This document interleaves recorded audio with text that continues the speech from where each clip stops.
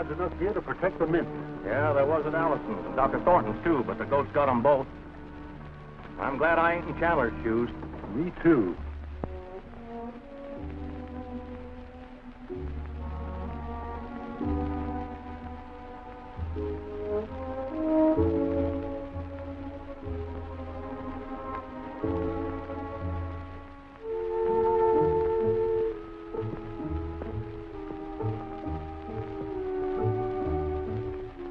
Dad, don't keep reading that note.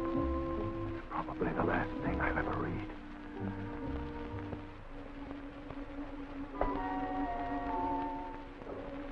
If only Dick Tracy would get here. He'll be here. He's on his way from Washington now. With the car Lieutenant Cosgrove has waiting for us, we should hit it right on the nose. I hope so, Bill. I've always been fond of Chandler and his daughter. So this is more than just an official assignment to me. If we only knew who the ghost is. It'd be a cinch if we did, Miss June. You may never know it, Lieutenant Cosgrove. I might believe it's some desperate character I'd antagonize in my work as a criminologist. If it wasn't for Allison and Thornton. The ghost. The ghost. He's well named.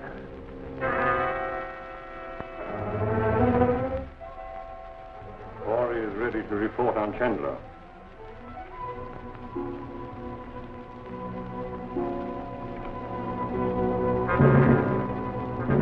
Thank you, Lucifer. I'll see him.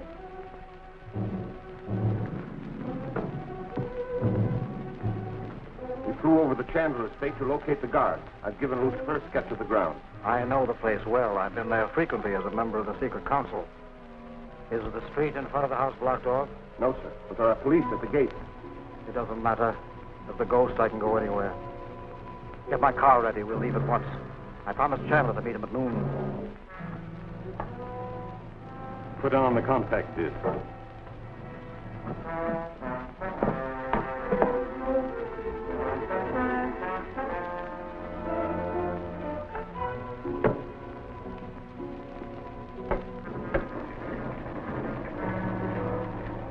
Ready? Go ahead.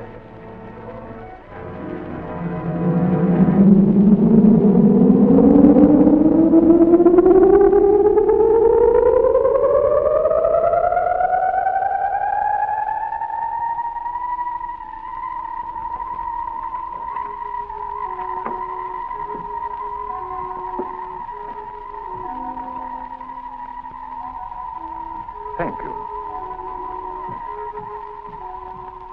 10 minutes to 12. 10 minutes until I... Where's June? I sent her out with Sergeant Wheeler to check the guards, sir.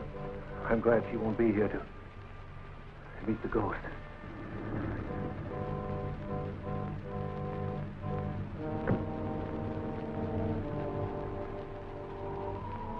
I swore I heard a car door slam. Me too.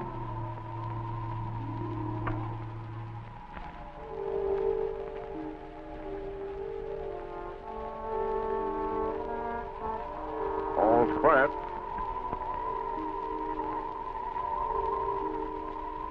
Seemed like somebody just passed me. Now, what was that noise? This ghost business must be getting you, Tom.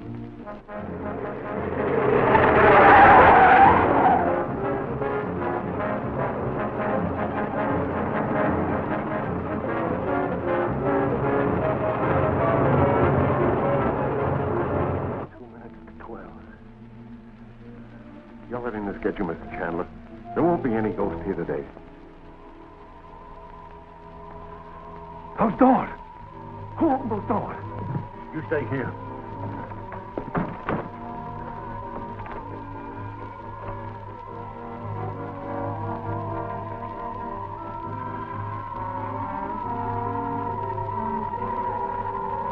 Never mind your watch, Chandler.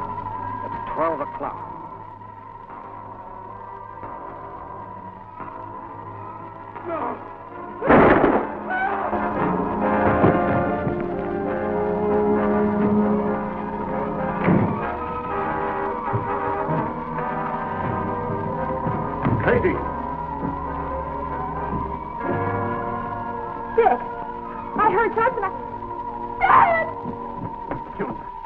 June, I'm terribly sorry. Bill, take care of her.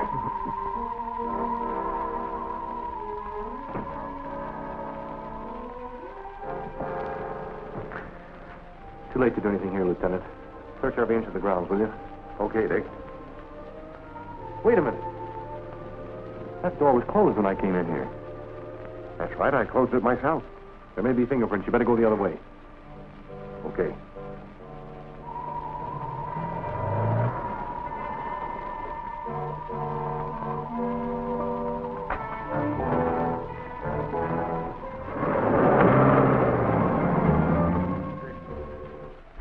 Did you learn anything outside? Yes, some of my men reported hearing a peculiar whining sound just before Chandler was shot. I remember having heard something of the sort myself. Of course, I could have imagined it. No, Lieutenant, you didn't imagine it. The sound was here. I heard it myself. Doesn't make sense. If the fingerprint on this death thread is what I think it is, it'll make less sense. Come on, let's go to work. Okay.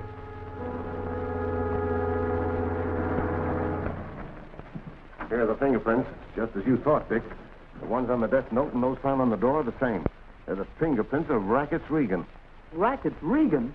But Regan's dead. That's right. He was executed in Sing Sing 2 years ago. The ghost is well named when he can leave the fingerprints of a dead man. How did you know they were Regan's? When you couldn't identify the prints found at Allison's and Thornton's, I had a hunch. That's why I had you check the dead file. Didn't you handle that case? That's right. I helped the secret counsel late send Regan to the chair. Just what was the secret council, Dick? It was before my time. 8 men of position and wealth organized to rid the city of Rackets Regan and his reign of crime. They asked for my assistance. We were finally able to pin the murder of Tony Madden on Regan, and he got the death penalty. And we're chasing a corpse. We're chasing something not even as solid as a corpse, Bill. We're chasing a sound. You mean that high whine I spoke of? That's right. It's our only definite clue. Because the same sound was heard in the neighborhood of Allison and Thornton's homes when they were murdered. Lieutenant, I want all the commercial radio stations to cooperate with our official station and try and get in on that sound the next time it occurs. Keep a 24-hour listening post. Right. Bill, get all the files on Rackets Regan and bring them over to June. She's offered me the use of her father's laboratory, and that's one of the best criminal workshops in the country. Okay, Dick.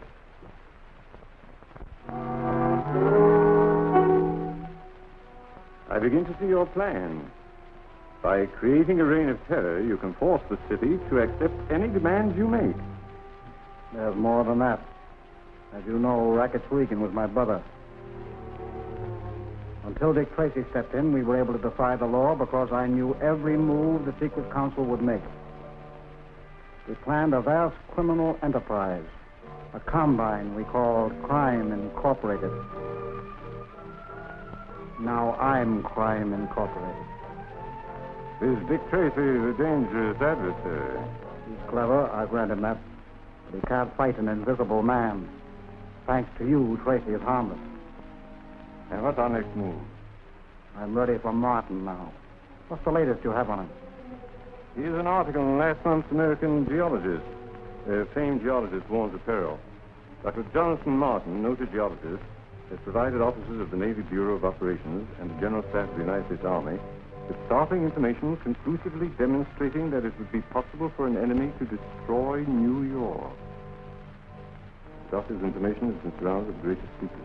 I must know what he's discovered, and I'll learn that tonight.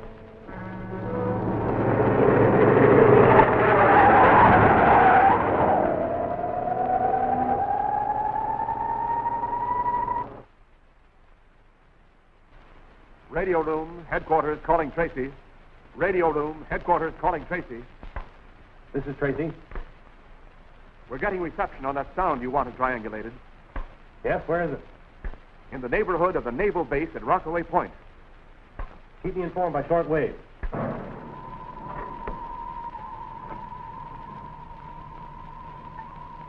The plan is clear to you, Corey? Yes, sir.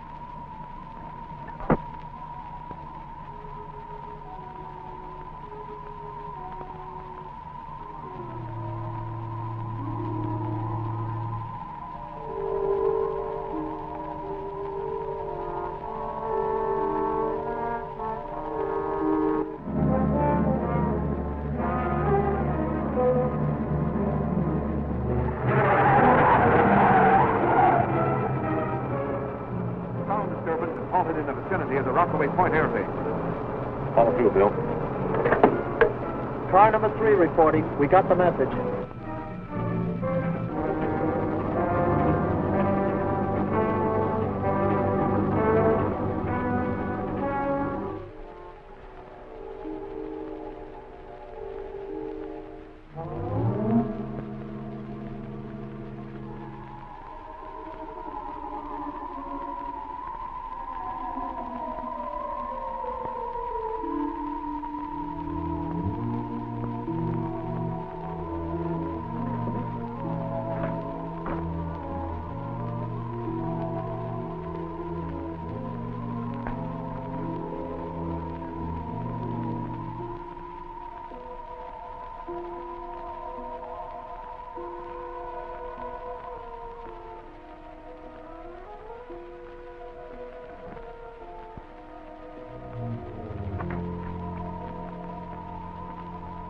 Did you just open this door, Dr. Martin? Why, no, Drake. That's funny.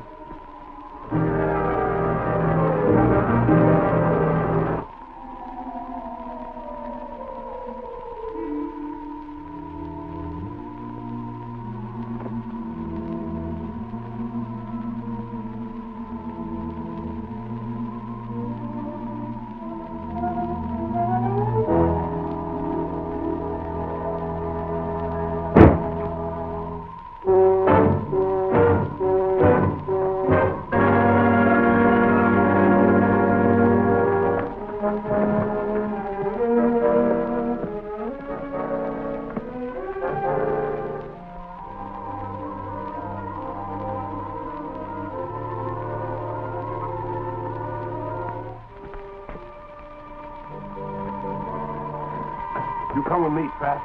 See that we're not bothered.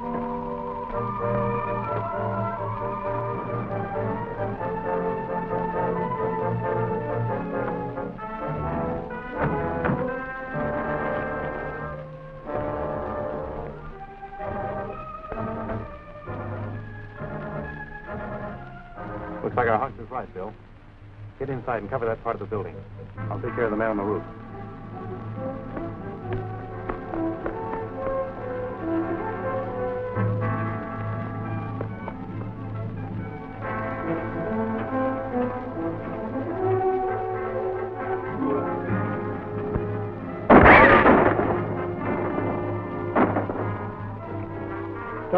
Dr. Martin, let me in.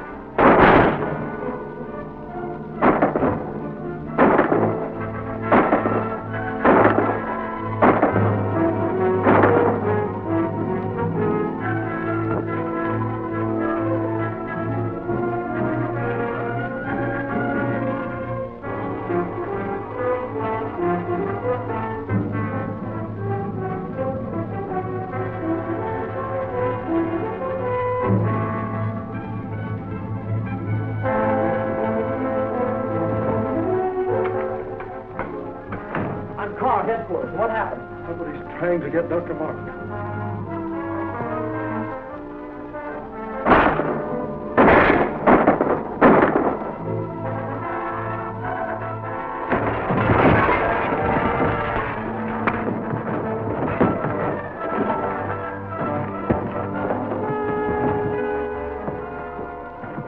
Wait. Get Martin out of here.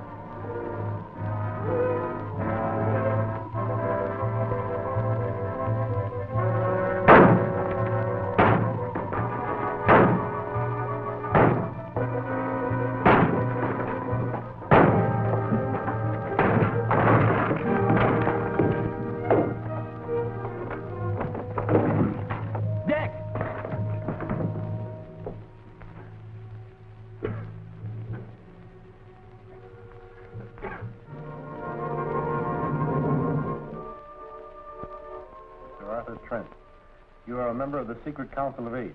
You also possess great personal wealth. I require that wealth. If you doubt my ability to get it, you have but to remember the deaths of Allison and Dr. Thornton and Chandler. I demand a ransom of $100 million. If you fail in this, I will destroy New York City. Give your decision to the press. I will then instruct you how to deliver the ransom. The ghost. Did each of you gentlemen receive one of these notes? Why, yes, today. What I maintain is the act of a madman. I heartily agree with you. $100 million. But the man is a maniac. You may be right, Brewster, but this maniac is dangerous. Collectively, we do possess great wealth. Might be wise to compromise with him. Compromise? You don't compromise with a maniac. I think Mr. Weldon's right. You realize, of course, that all our lives are at stake. Yes, Mr. Cabot. But if you compromise with this murderer, you're turning over the richest city in the world to the mercy of a blackmailer. Well, just how do you propose to fight the ghost, Mr. Tracy? Stall him until I find Martin. I'll start a dragnet that will put every honest citizen on our side. We'll find Martin, and when we do, we'll find the ghost. You may be interested in this Martin.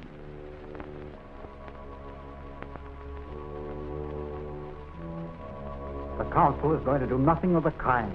I learned that it's merely a stall. I suppose that means you'll use my discovery to destroy New York. Precisely. You will remain here. If you have lied to me, I personally will attend you. I leave the details in your hands, Lucifer. Won't you be seated, Dr. Martin?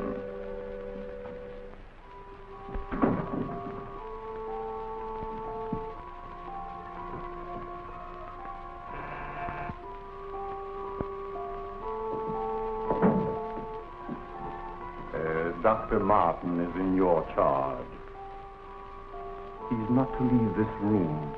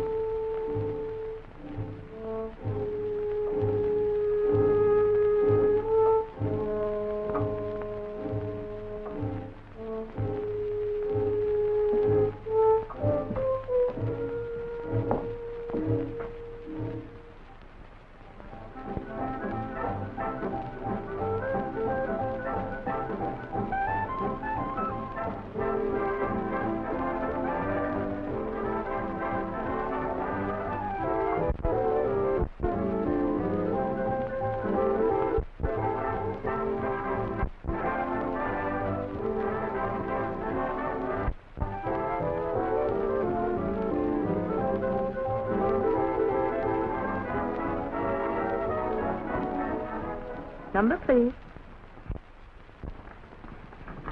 Number, please. Number, please.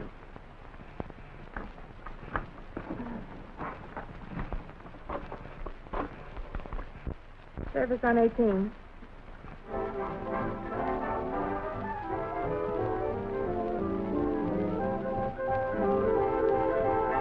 And now, ladies and gentlemen, we will bring you the stock market report.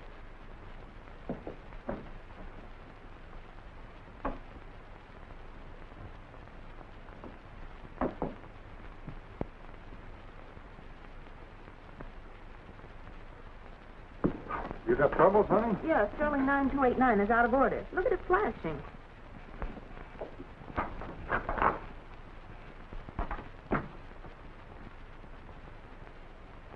M-A-R-T-I-N.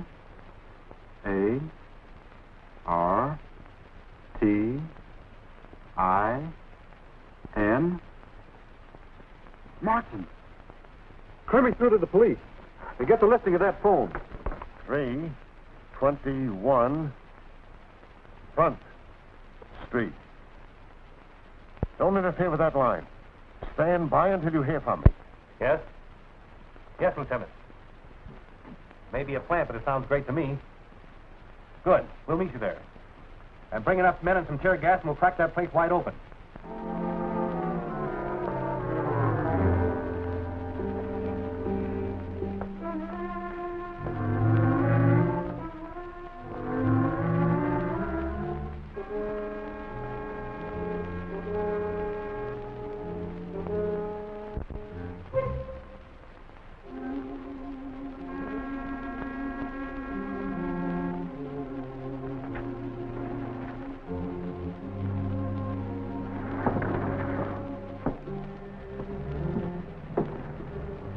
What do you want? Is the lady of the house in? Dick Tracy.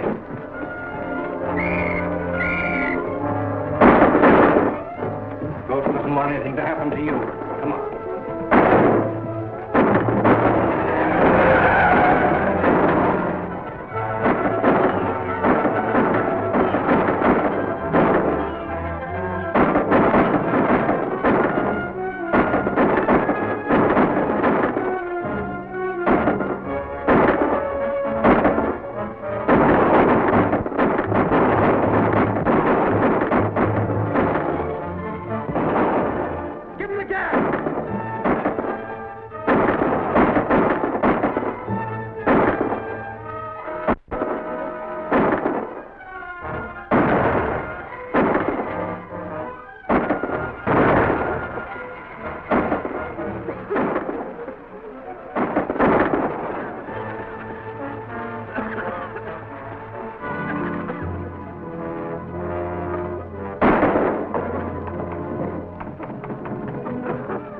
Take care of him, Bill.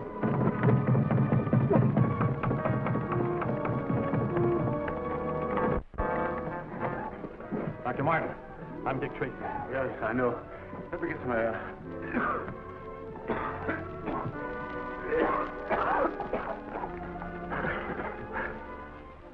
The ghost. We've got to stop him. He's on his way to destroy New York City. I've heard that tale, but it seems impossible. On the contrary, it is possible. Look. Here's a map of New York Harbor and the adjacent shore formation. You see this? That is the Amsterdam Fault. A volcanic fissure opening into the subterranean fires miles below New York. Sea erosion has sealed up that vent. But a few depth charges would smash through and bring about an earthquake and a tidal wave that would be catastrophic. The ghost isn't bluffing. He can destroy New York. And that's why he kidnapped you, to get this information. Yes. But great heavens, man, why did you give it to him? Mr. Tracy, did you ever have oil-soaked bamboo splinters driven under your nails and then set fire? I'm sorry, Dr. Martin. If you have any suggestions, I'll be glad to act on them. First, we must start to evacuate the city. I heard the ghost discuss the use of a bomber to smash in the fault. He's probably at sea now. I'll be in the air in 10 minutes. If you shoot him down, be careful. You might serve his purpose by exploding the bombs over the fault. I'll take care of that. Bill! Lieutenant Cosgrove! We have to evacuate New York. Call the fire department and the American Legion. All citizens, attention. New York City must be evacuated at once. Proceed in an orderly manner toward the Westchester Hill. All members of the police and fire departments on leave or off duty will report immediately to the company command. All members of the American Legion will report to the nearest police officer. Mr. Durkin, the city is in grave peril.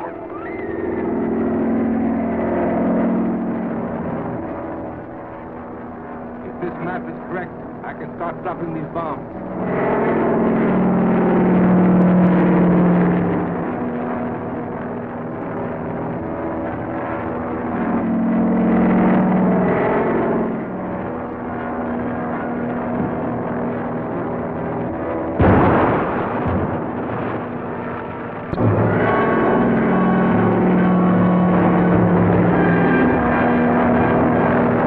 We're getting in range. Use a drum of incendiaries.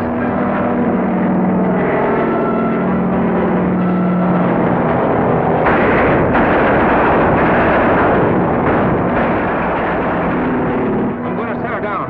Keep dropping those bombs.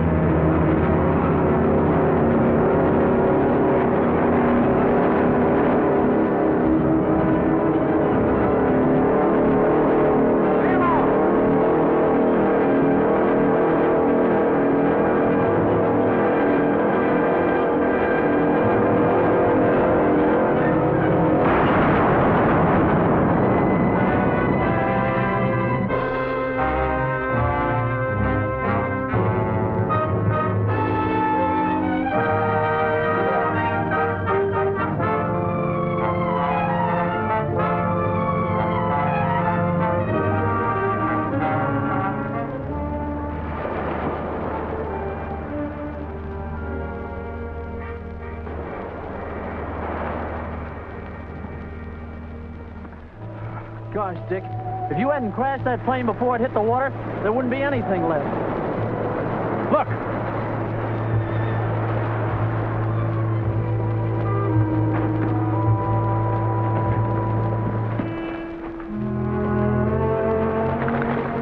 It's Lucifer. Say, isn't he the crooked scientist who planned rackets Regan's jobs? That's right. We've been looking for him ever since we captured Regan. He's alive. He may be a lead to the ghost. Right.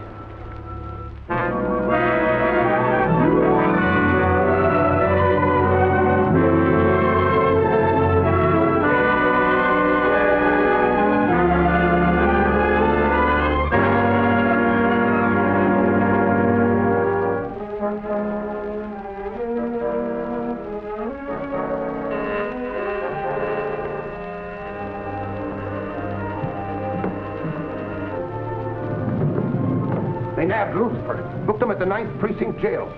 They can't keep him. I need Lucifer. If anything happens to his ray machine and he's not here to fix it, I'm through. We've got to get him out. They won't allow anyone near him. How can you spring him from solitary? There's a council meeting this morning. After Tracy gives us the details, I'll know better what to do. You wait here till I get back. I'll need you.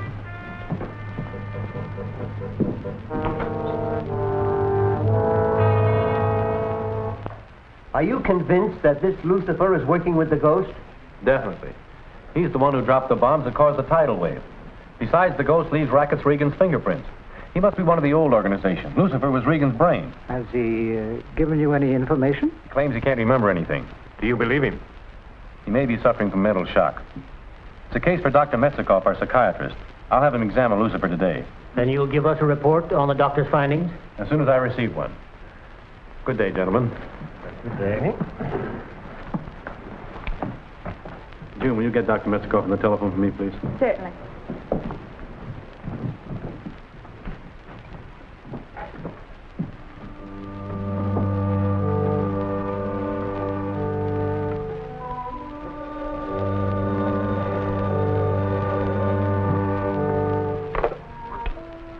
Hello? Oh, Mr. Tracy. Yes. Yes. I have read about that case. It's very interesting. Yes, certainly I should be delighted. Good. Shall we say 2 o'clock this afternoon? All right, Dr. Metzikoff. Yes. Goodbye.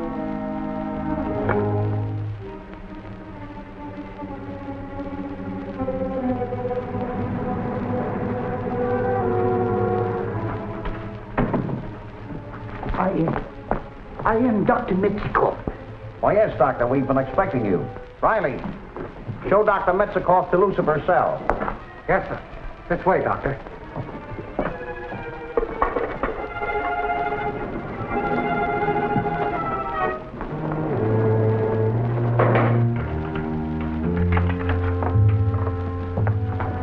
That's him. Hey, you. Here's someone to see you. Thank you. I'll call you when I finish my examination. Yes, sir.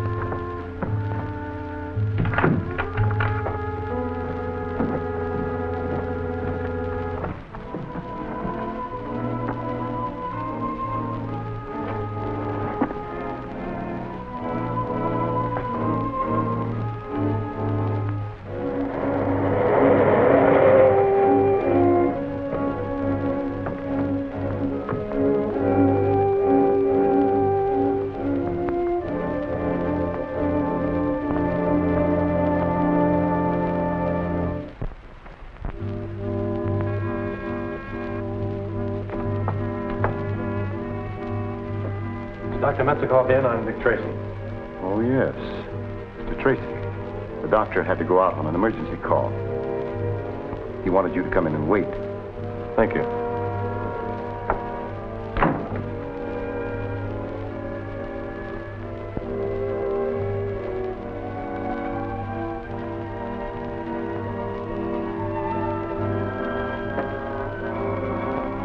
Oh, by the way, may I use the telephone? Why, yes, certainly.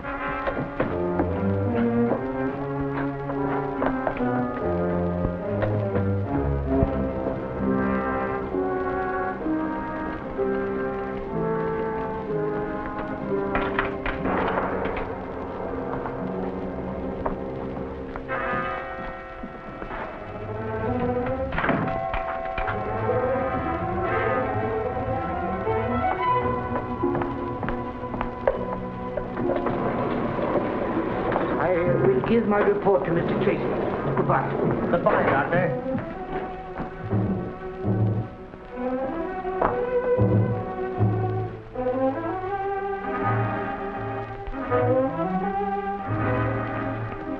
We're all set.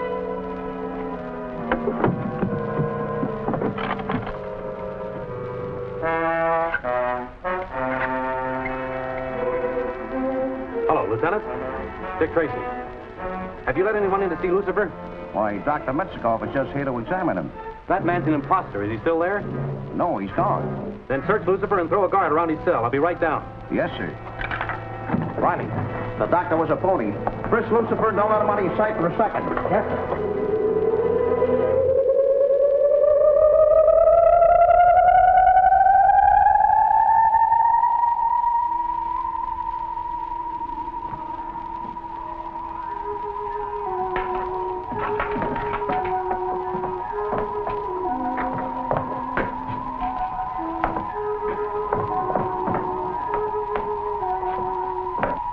Lieutenant Burke! Lieutenant Burke! Lucifer's not in his cell. He's gone. What?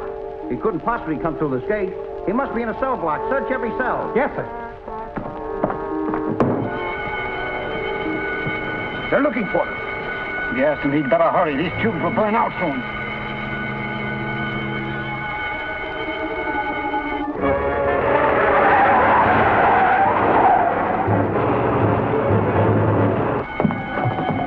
Donovan, you stay here.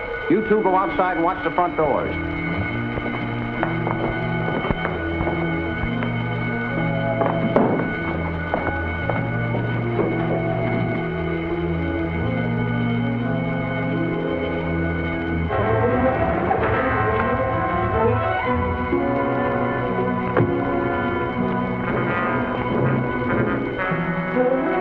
What's keeping him? The time limit on the sound wave is almost up. What happened? Lucifer, get out of his cell. He isn't here. I searched every cell. He must be in the cell block. We'll search the rest of the building. Take this man's gun and stand guard on the door.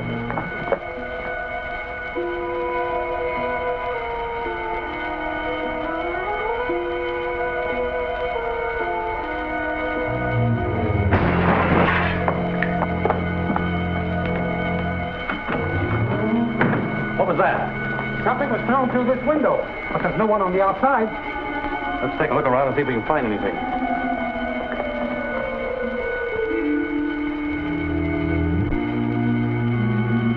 The tubes are going. Keep looking. Okay.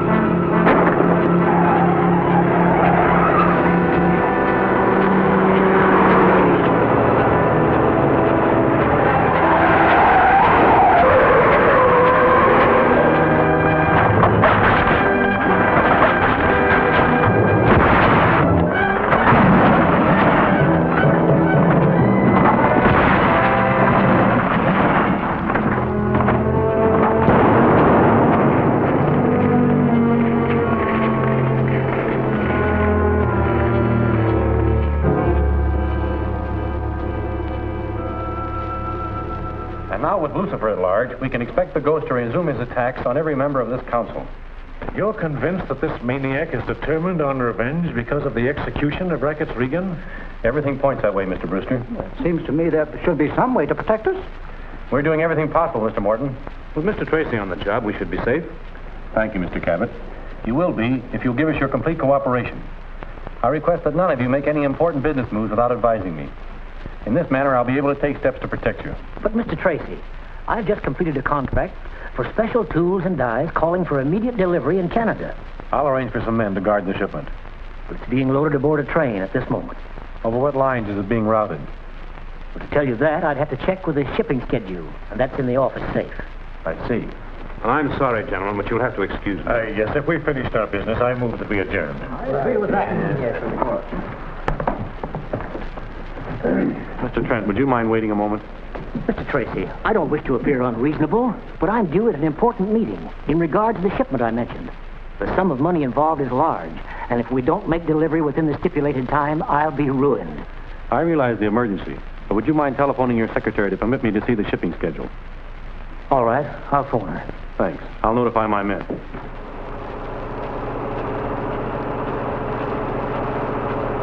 Being a member of the council permits me to be one jump ahead of Tracy. Makes it much easier for us.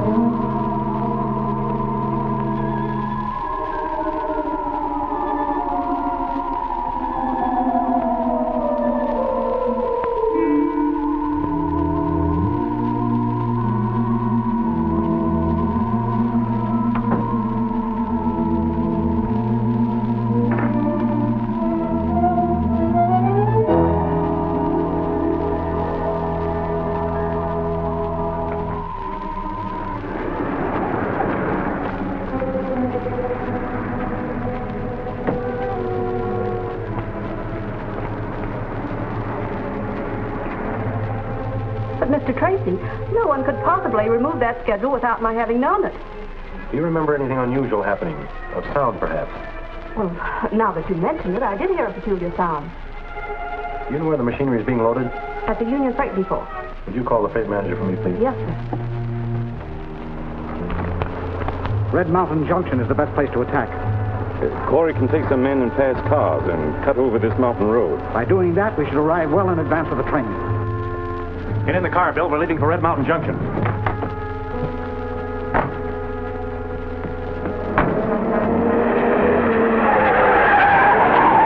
What's up? Ghost beat us to it. You got the shipping schedule? Yes, but I have a duplicate.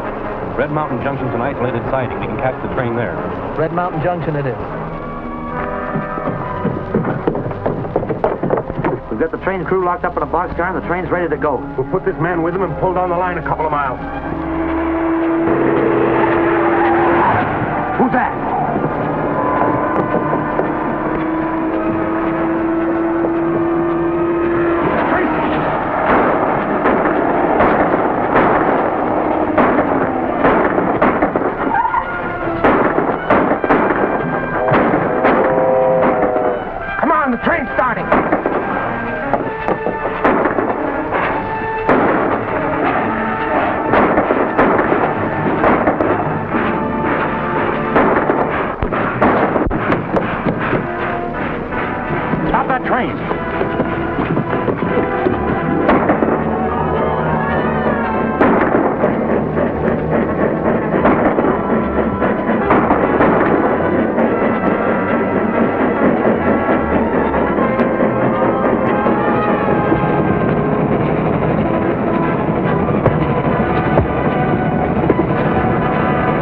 tank was unloaded, I came back to my shack and I said... Never mind that. Where's the tank? Right over there.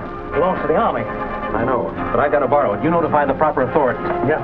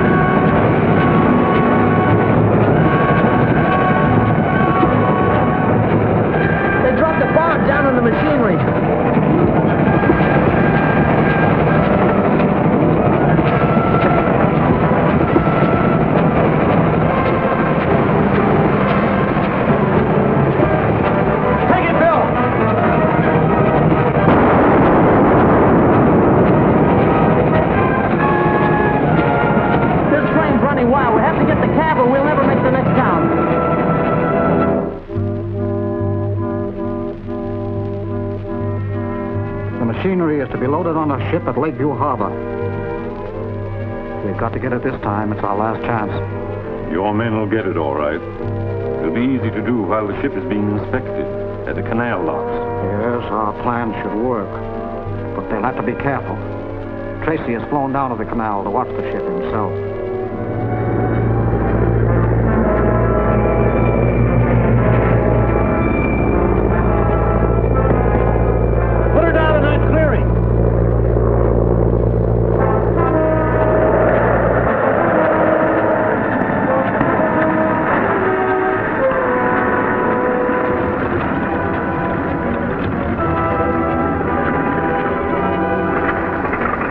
You wait here. I won't be long.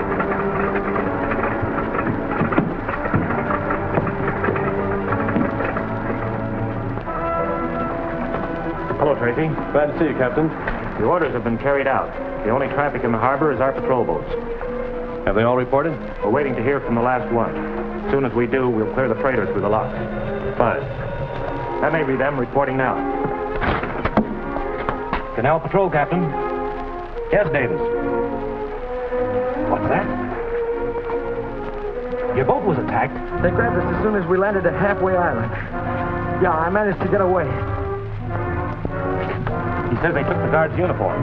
That means they intend to impersonate them in order to get to the ship. Where's Halfway Island? About 30 miles out, due north. Thanks. Hello, Davis. I'll send the launch out to pick you up.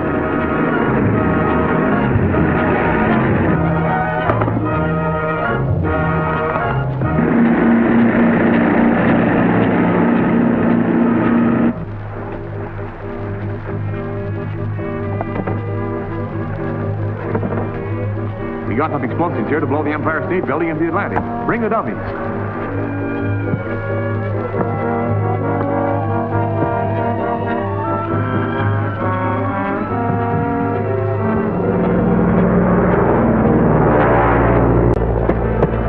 We've got to find that patrol boat.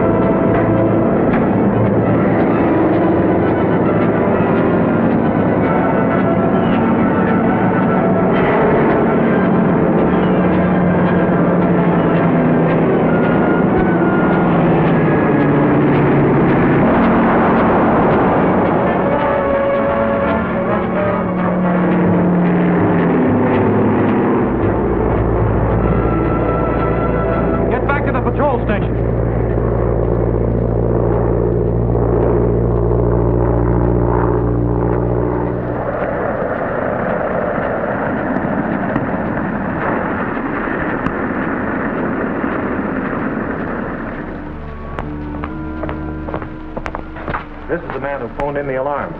This is Dick Tracy. Did you recognize the men who attacked your patrol? No, I never saw them before, but this was torn off of one of them in the struggle.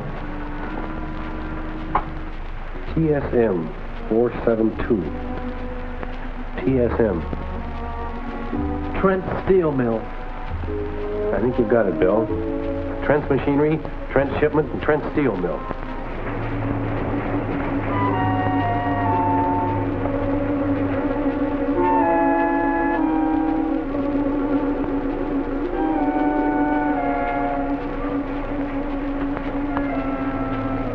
Pete Collins, the man you're after, Tracy. It looks like it, all right. But I'll have to do some undercover work to make sure. Can you get me on Collins' working crew? Oh, yes. Fine. And could you give Bill a badge that would allow him to roam around the plant? Sure. I'll make him one of my assistants. Fine. May I use your telephone? Go right ahead. Thank you.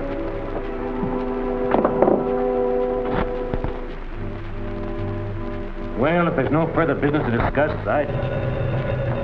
I'll take it. Trent speaking.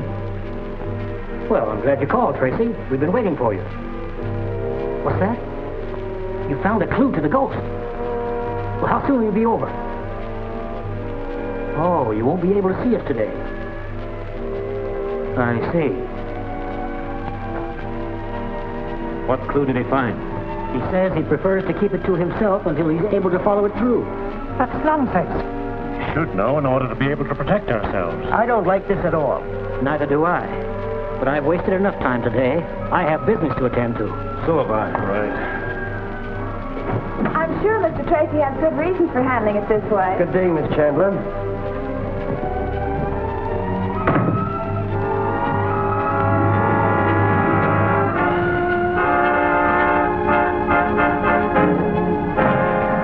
Listen, men.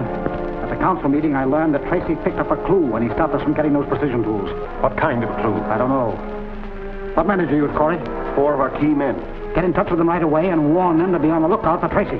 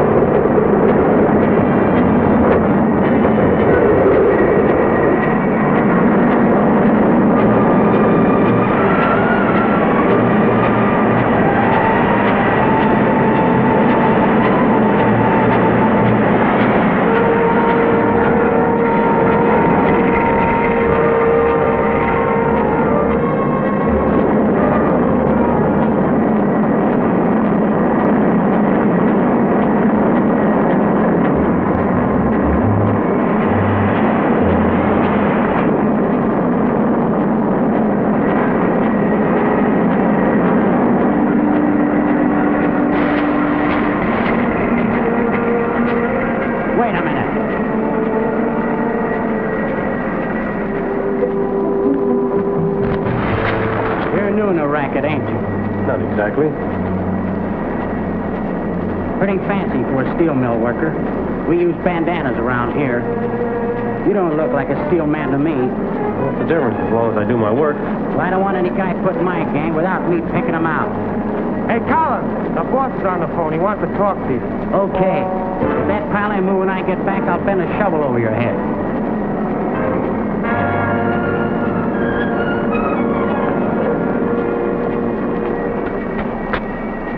Hello. Corey talking. Listen.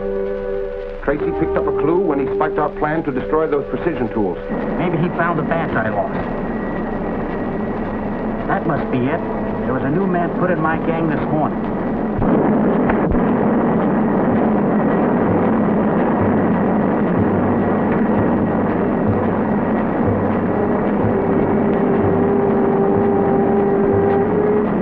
Don't worry, I'll keep my eyes open.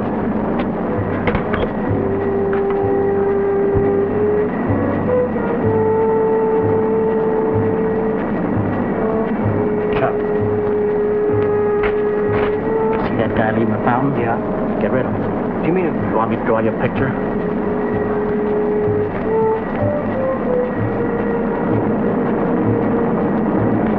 Get these pulleys out in the yard.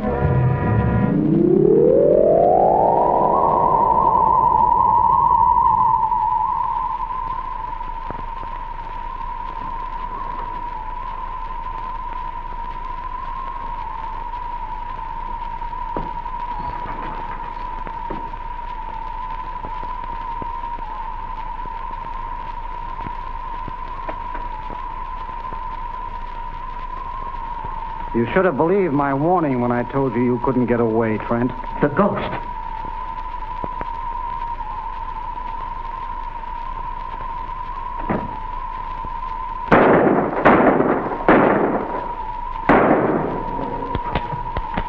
It's useless trying to see where I am. You can't. What do you want? The complete plans for your precision machinery.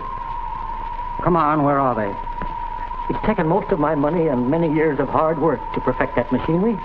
I haven't time to argue. Sit down.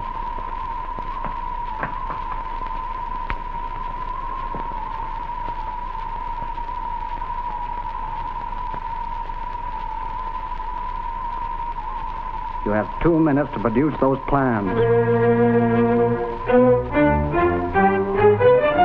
Thank you very much. Mr. Trent was only in for a short time, Mr. Tracy. He received a telephone call that upset him very much, and he left immediately. Do you know where I could reach him? He said he was going home. Thanks. We'll see him there. Why do you suppose Trent left his mill in such a hurry? That's what I want to find out.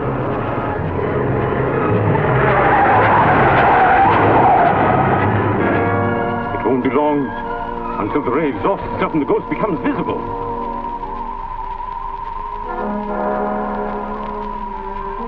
The plans are in my office. I know better. Get up to the house and see if everything's all right.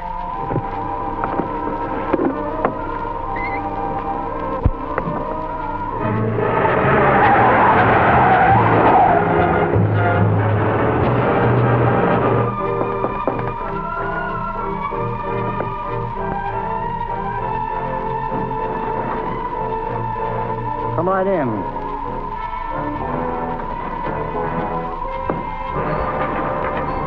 I have some work for you. You have exactly 15 seconds to give this man the combination of that vault.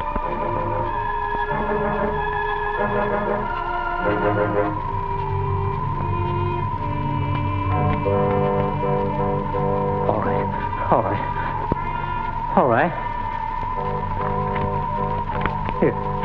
Here it is. Open the vault.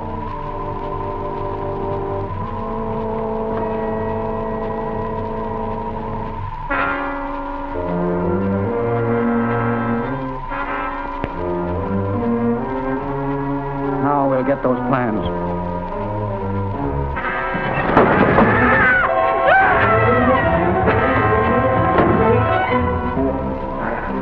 Pretty clever, Trent. You thought I'd fallen with my man, didn't you? Why, I... Open that door again. Why, yes. Put that floor back in position.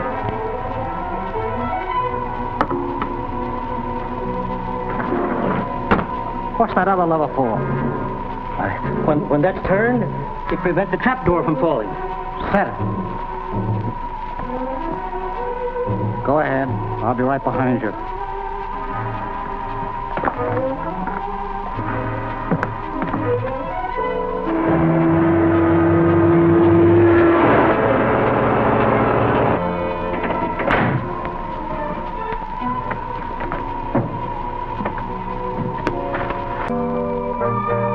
I wonder what's holding him up.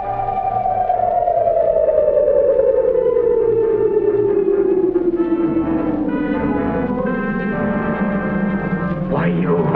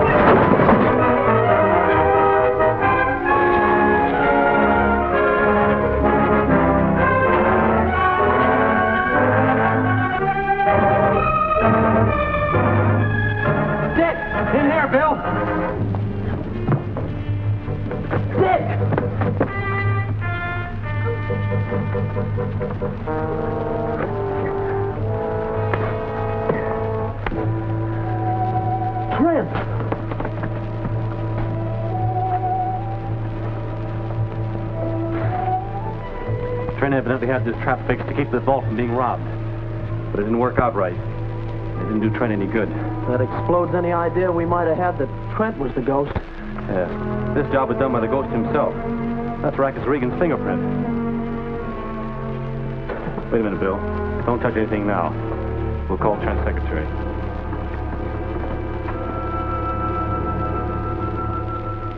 Defense Secretary has checked the contents of the safe, and the only thing missing is a set of plans for precision machinery dies. Where does that get us? It gets us this far. No one can dispose of precision machinery dies without being reported immediately. Well, the ghost is smart enough to know that. Yes, and smart enough to offer them to the safest and best paying market, foreign powers. Say, I just remembered. Here's a telegram I found in Collins' locker at Trent Steel Mill.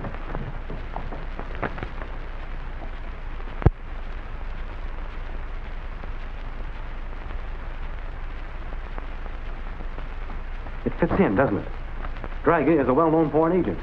Tuesday? Why, that's tomorrow. June, get me watching them. I want any information they have on Arno Draga. Right, Dick.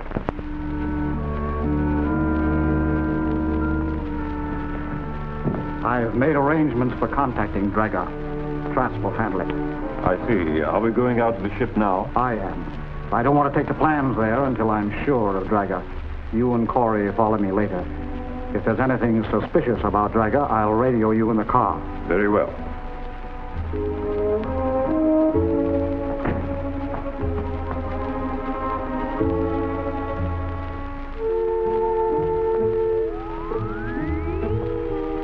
Arno Draga, age 37, height 5 feet 10 inches, brown hair, gray eyes, known to be an international spy, an agent for foreign powers. Send a copy of that picture to all our men. Right away.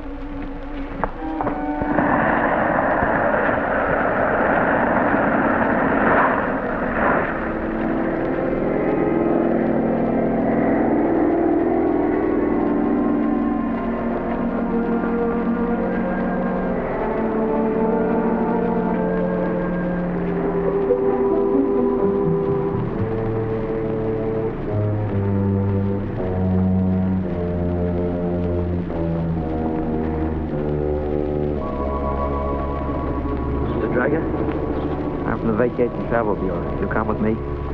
Chester, how are you going? To Greenpoint. I have a boat waiting there for us. All right.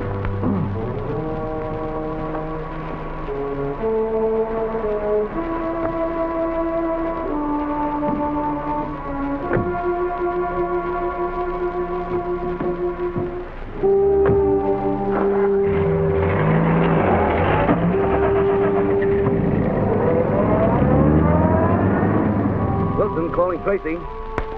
Go ahead, Wilson. I'm trailing Draga from the airport. He's in a car headed to Greenpoint. Stay with him. I'll meet you at the point. Telephone Bill Carr.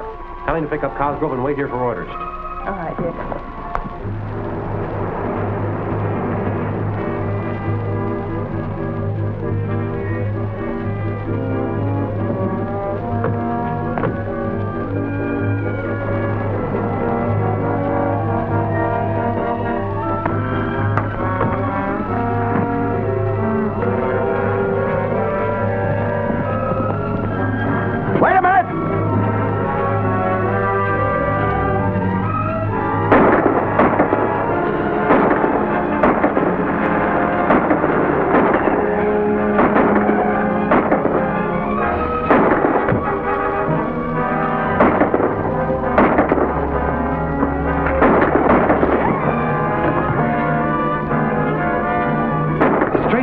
Break for the boat. Wilson, are you? Just a scratch, Dick.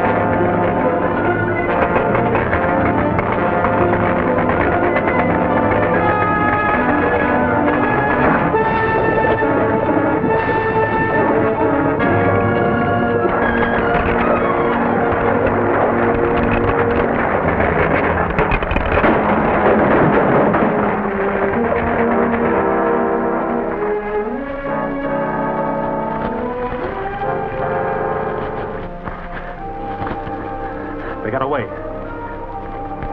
I searched the car and found this. Maybe it'll tell us where they're going. Now, there's a charted point at Sheepshead Bay.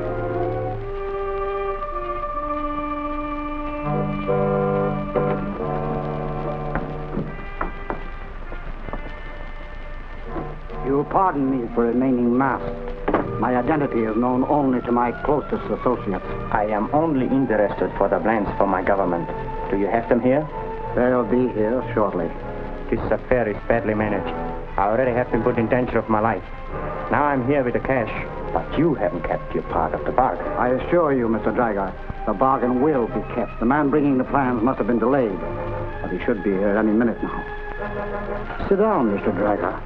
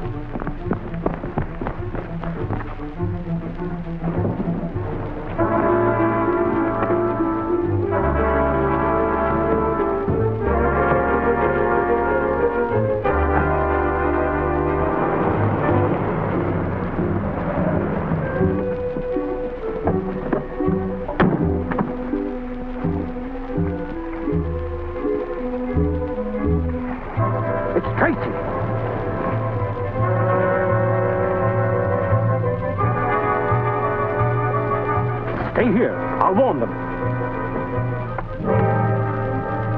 Calling LX 34. Calling LX 34. Come in. Tracing one of his men aboarding your ship. Start the invisible machine. So, it is the police instead of the planes you promised. How did that happen? I'm wondering that myself. Perhaps you can explain.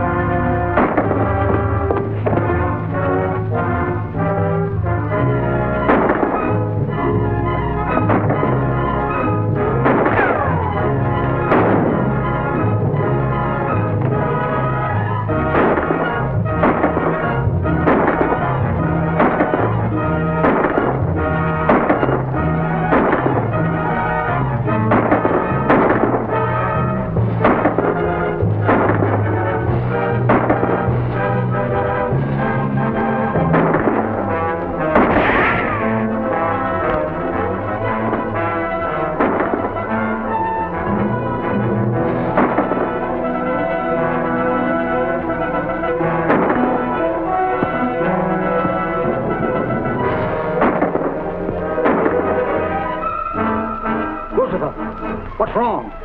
What's the trouble? I had to replace the tube. It's on now.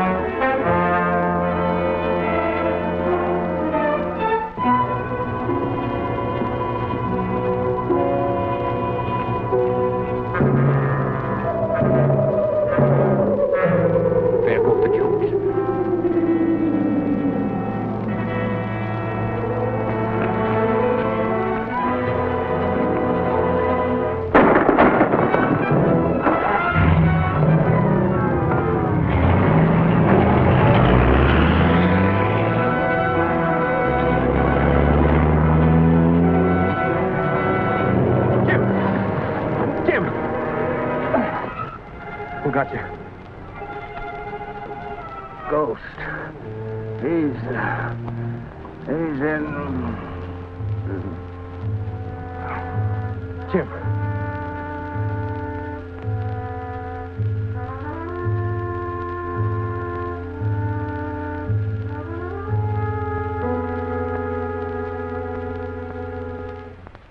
He was unconscious and hurt so badly, we had to take him to the nearest doctor. He'll stay there until he's strong enough to be moved to a hospital. Is it safe to leave him at the doctor's? If the ghost should find out where he is, why...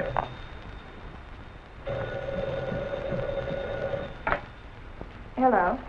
Yes, he's right here. Dr. Henderson of Sheepshead Bay calling you, Mr. Tracy. Thank you. Yes? That's fine. Tell him I'll have an ambulance out there tonight.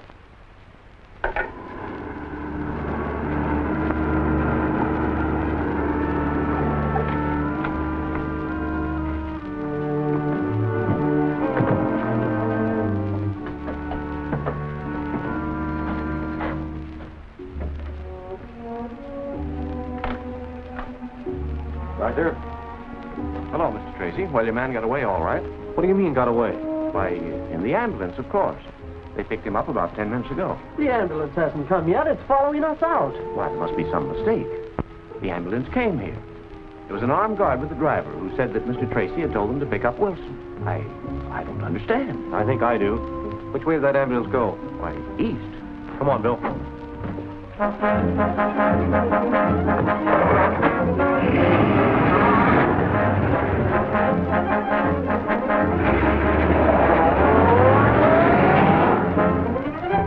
The ghost?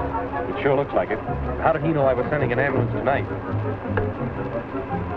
Dick Tracy calling State Police Headquarters. Dick Tracy calling State Police Headquarters. Come in, Tracy. A wounded man has been kidnapped by two men in an ambulance. They were last seen heading east from Sheepshead Bay on Route 106. Please notify all officers in that area to barricade the roads and make every effort to locate that ambulance. All right, Tracy, I'll broadcast a general alarm. State Police Headquarters calling all cars. Be on the lookout for an ambulance. Last seen traveling east on 106 from Sheepshead Bay.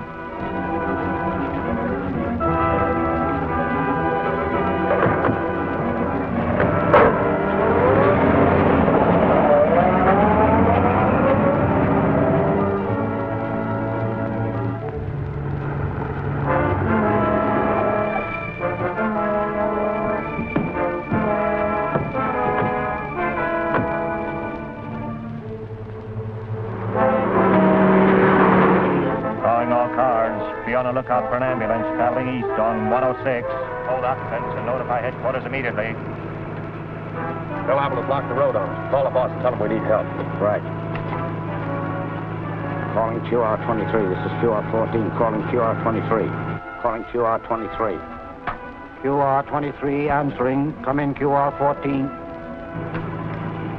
Cops are wise. They sent out a general alarm for us. Where are you now? Going east on 106, about 10 miles out of Sheepshead Bay. Try to keep going on Highway 42, then turn north to River Meadow. I'll have a plane there to pick you up. Right, we'll try to make it. Take a look at our patient. He's out cold. We got a long start on us. Yeah. There's a good chance one of the patrol cars will pick them up.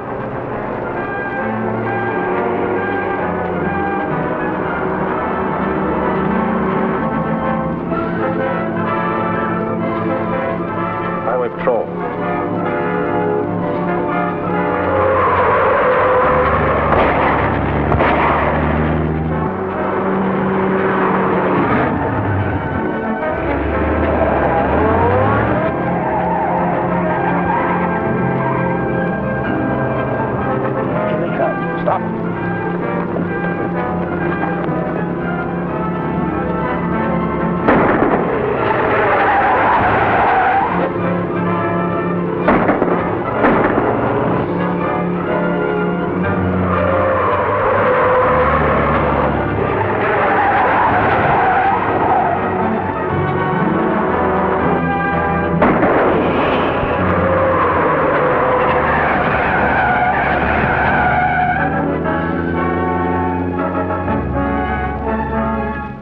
Attention all cars.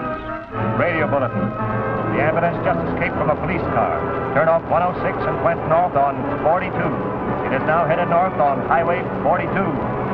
North on 42. Say, can't we take... We sure can. We can cut across an Elm Road to 42 and save 10 miles.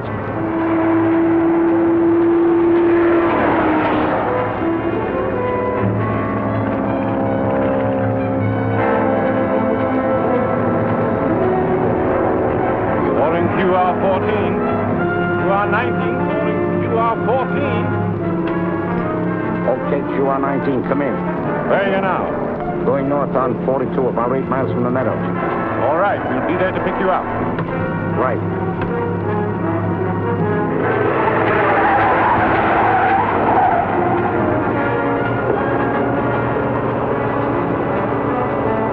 There it is.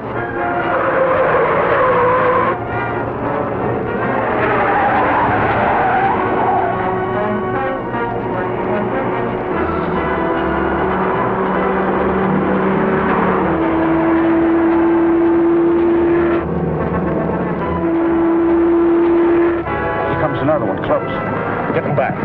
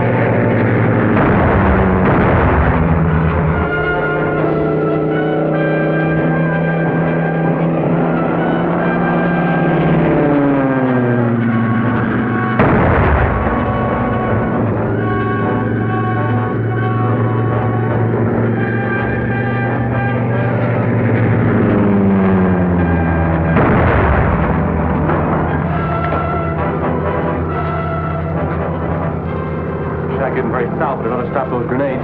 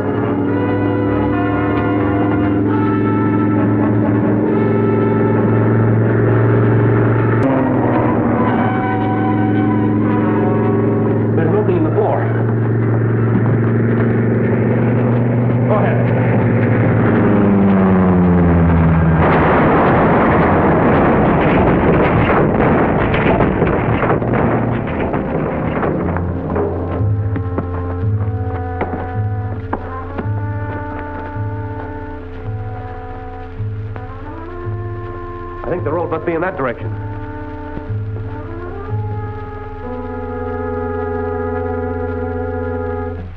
And the final result was that we lost Officer Wilson. Well, you're fortunate you didn't lose your own lives.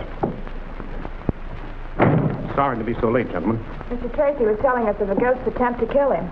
It's fortunate for us that he wasn't successful, Morton. There's a large shipment of gold bullion arriving from Europe today. You mean it's here at last? The ship is scheduled to dock within a few hours. Due to conditions abroad, Mr. Morton was forced to close his European banking exchange. And the gold is coming from there? Exactly, by convoy. I'm sorry I couldn't let you know before. I can understand the secrecy that's necessary in such cases. Its loss would be a severe blow to me at this time. Undoubtedly. One thing I can't understand, Cabot. Why were you notified instead of Morton? I'm acting as his representative. Oh, Cabot's an expert on foreign exchange law. I see. I'd appreciate it, Tracy, if you sort of keep an eye on the gold until we get it started on its way to Fort Knox. I'll be glad to. When is it to be removed from the ship? As soon as we receive authorization from the convoying nation. Do you know when that will be? A representative is bringing the order to your home at 5 this afternoon, Morton. I'll be on hand. Well, gentlemen, if there's no further business, I move we adjourn. I second the motion.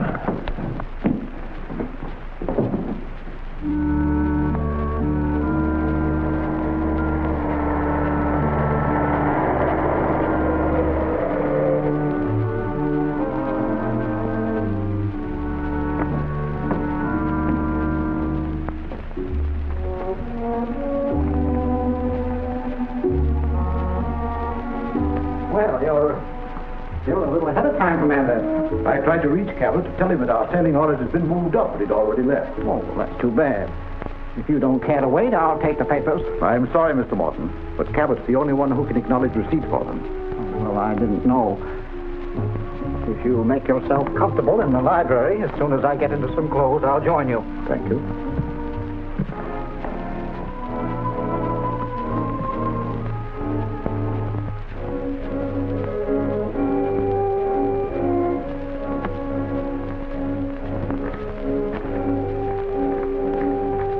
He's ready for us.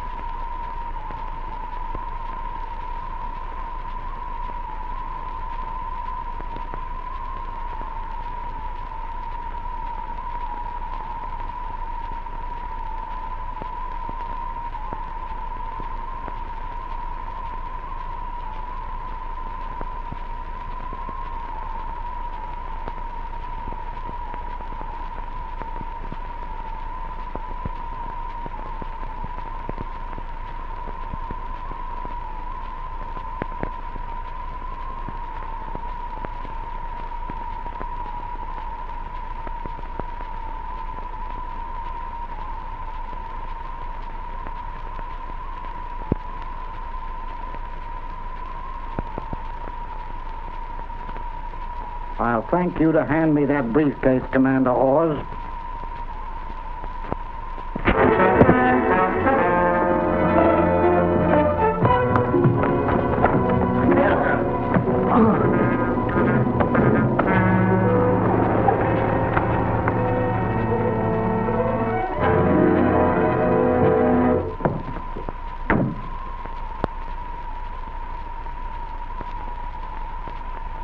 That's the sound we've heard when the ghost attacked.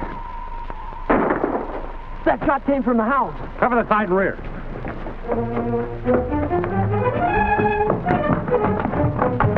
Commander Hawes, let me in. I'm afraid something's happened to Commander Hawes. I just heard a shot. Let me have that.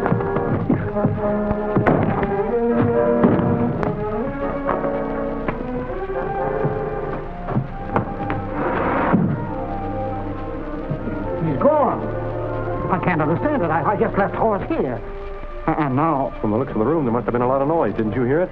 I had my radio turned on while I was dressing. Must have been playing rather loud, wasn't it, Mr. Morton? Not particularly.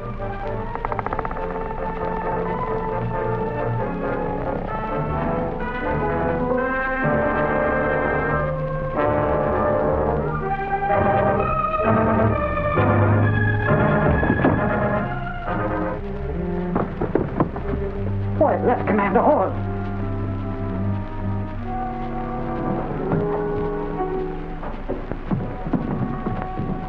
Cabot!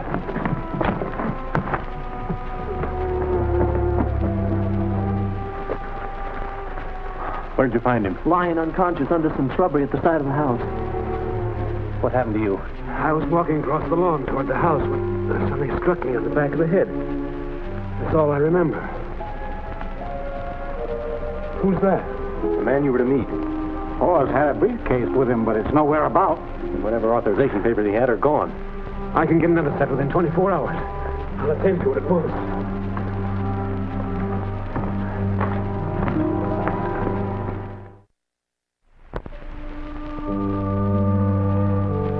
And the gold will be stored in the Custom House vault until new authorization papers are drawn, covering its transfer to Fort Knox. Every detail has been worked out carefully. A hole has been broken through the wall to a chamber under the vault. Good. Contact the men at once and have them proceed as we planned.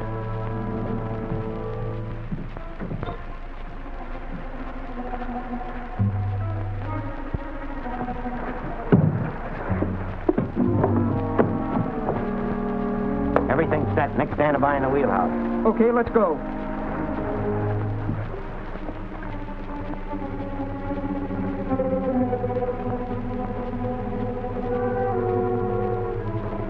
I think your worries are over now, Mr. Morton.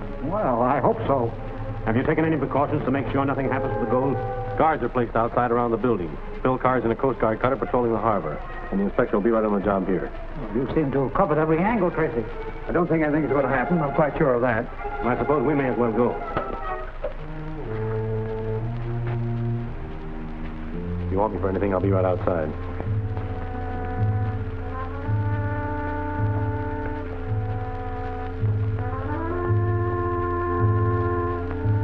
I'm ready.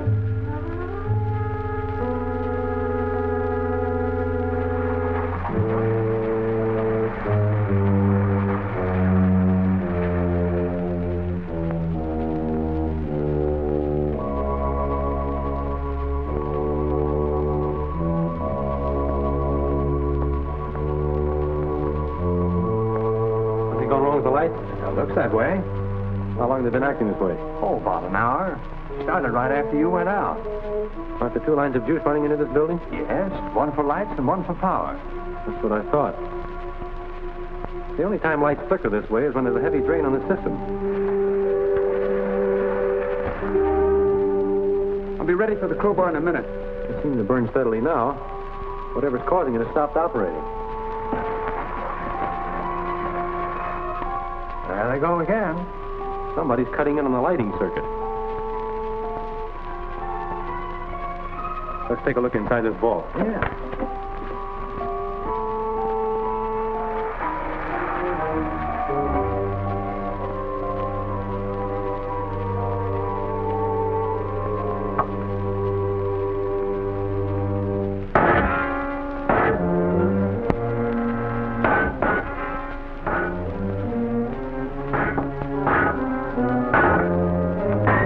Quick, give me that combination. Go get the rest of your men. Right.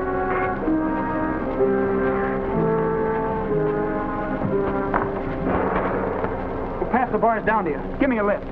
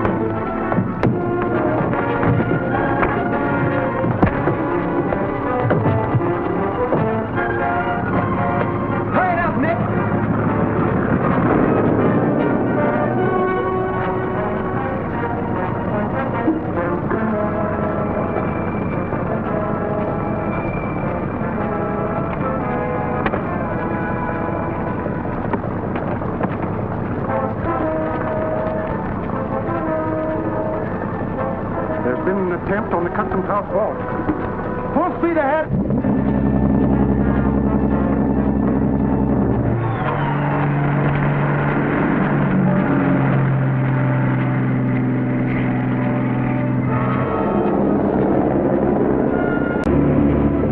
A Coast Guard cut us after us.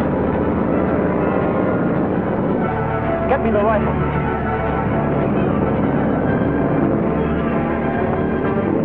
I'll put that light out of commission. Turn off the searchlight.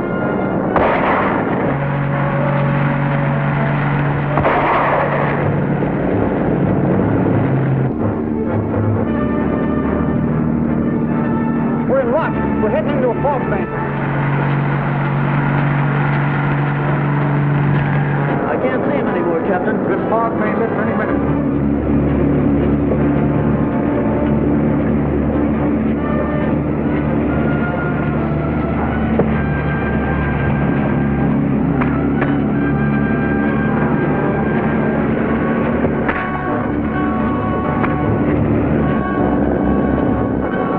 There they are.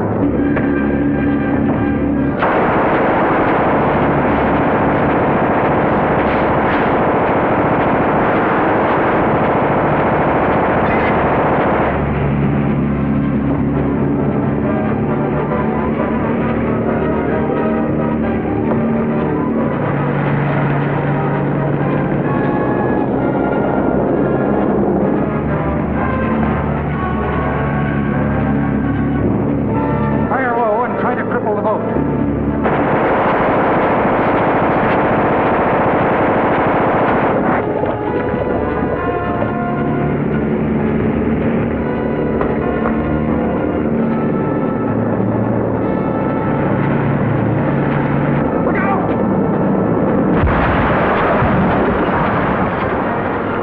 Ahoy, Coast Guard!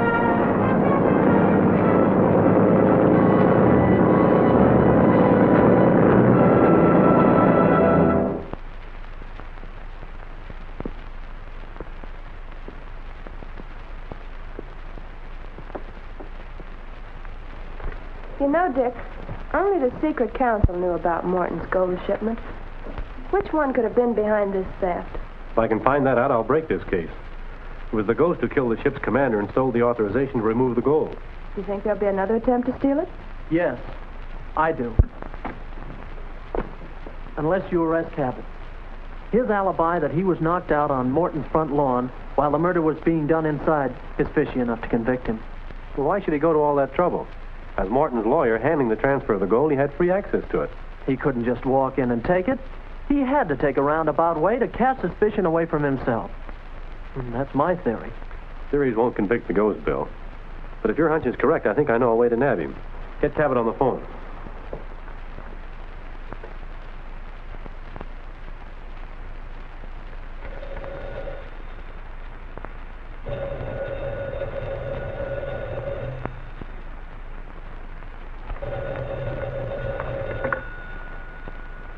Yes? Oh, hello, Tracy. I've just been reading of your fine work last night. Congratulations. Maybe you better save them until the gold reaches its destination. Has anything happened to it? No, but word has leaked out that the gold is being shipped by train. I called to ask if you have any objections to my sending it by armored car. Why, no. No, none at all. I think it's a fine idea.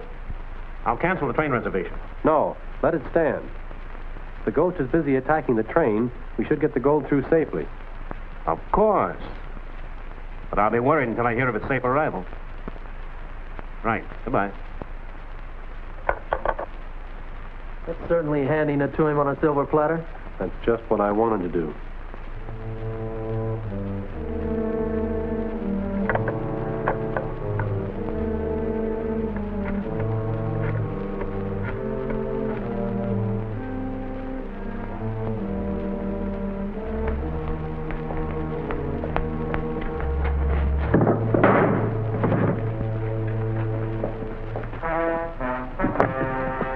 You're right. They're loading an armored car. You understand what you're to do? Yes. All right, Elizabeth, turn on the machine.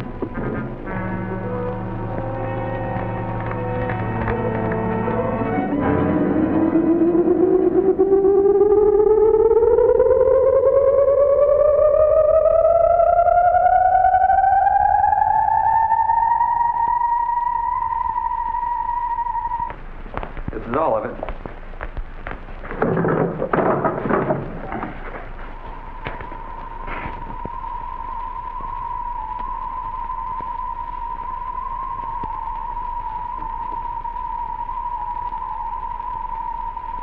Lock her up, Tim.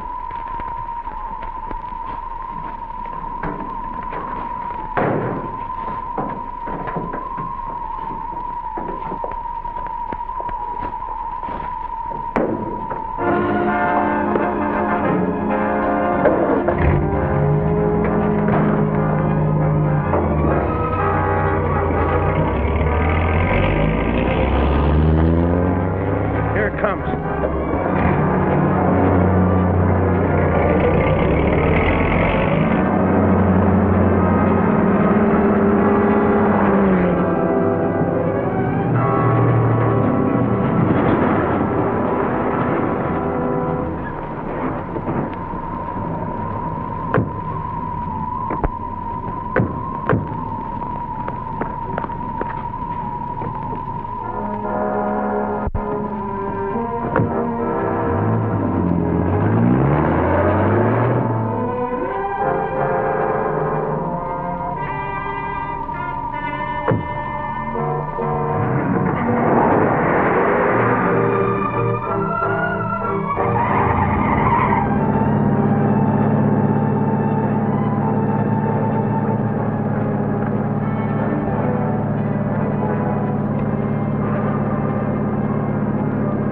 Squad car number 15. Tracy calling squad car number 15.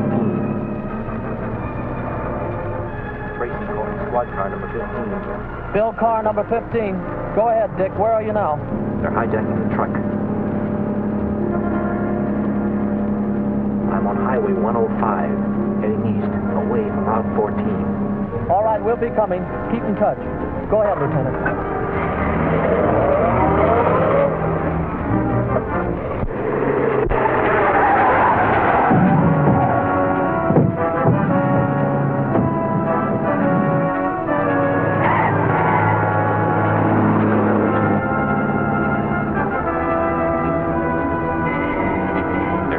Abandoned farm. First dirt road to the right, past the turnpike. All right, Dick, we'll be there in 10 minutes. We better be there. Tracy will be in the spot when they open that armored car. Yeah.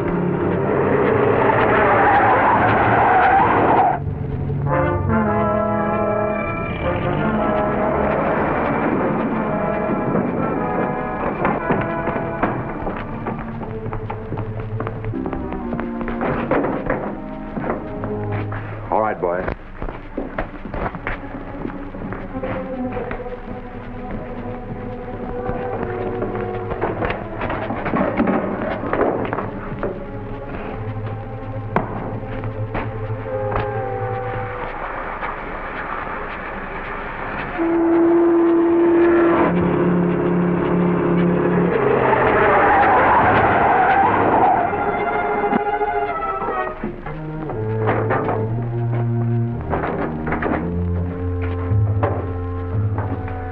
Come on, boys. Get this gold in that truck, and we'll blow up this armored car.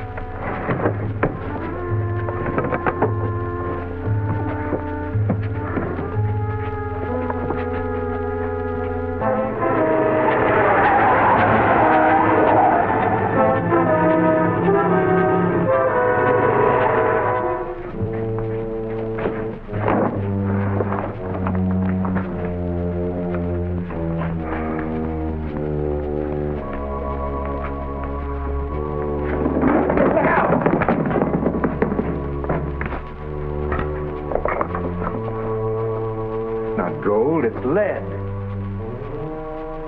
See what's in that box.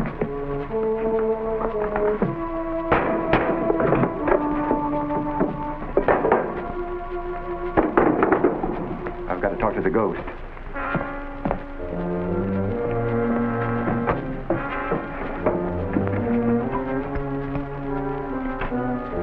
QR-10 calling QR-23. QR-10 calling QR-23. QR-23 talking. Come in, QR-10. The armored car is filled with lead, not gold. That means Tracy double-crossed us and sent the shipment by train as he originally planned. What'll we do? Stay where you are until you hear from me. I'll send some men from here to take care of the train at Aliso Gorge. Yes, sir.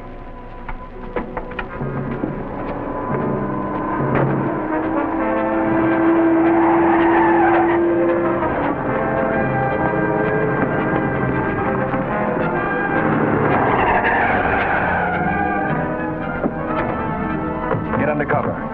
Blast them as soon as you open these doors.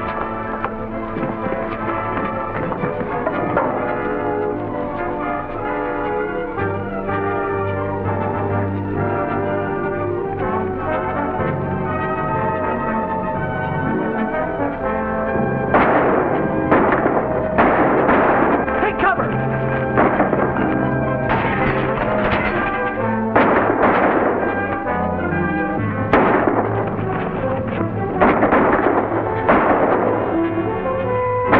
Shove these bales across in front of that door and keep those cops off. I'll get that guy in that armored car.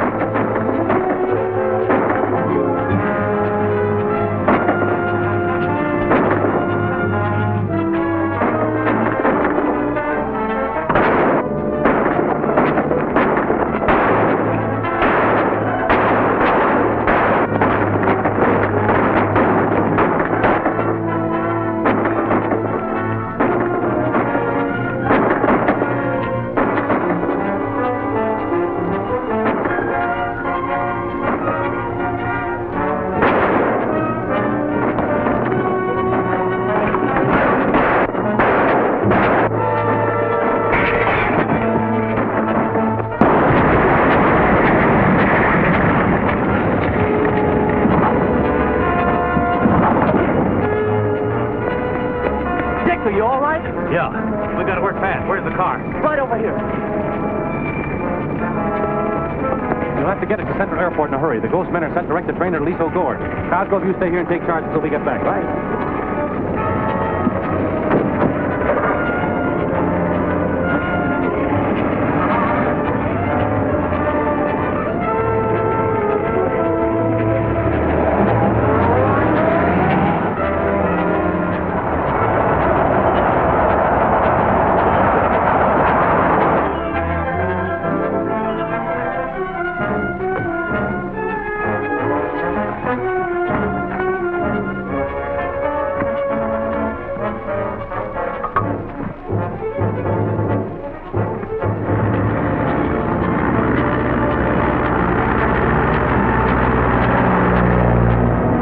If we're lucky, we'll beat the train to the gorge. We better be lucky.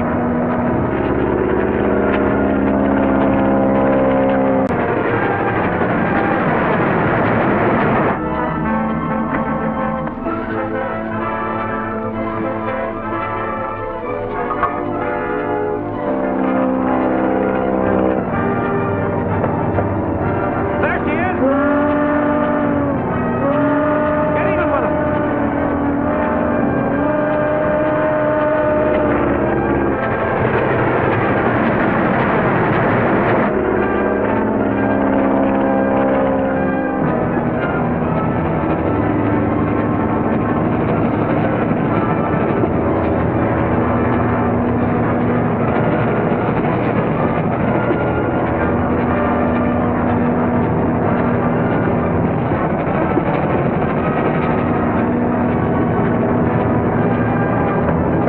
Get some altitude.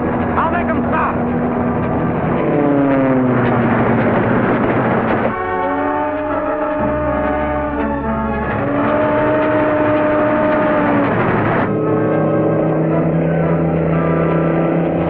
Hold it level. Level she is.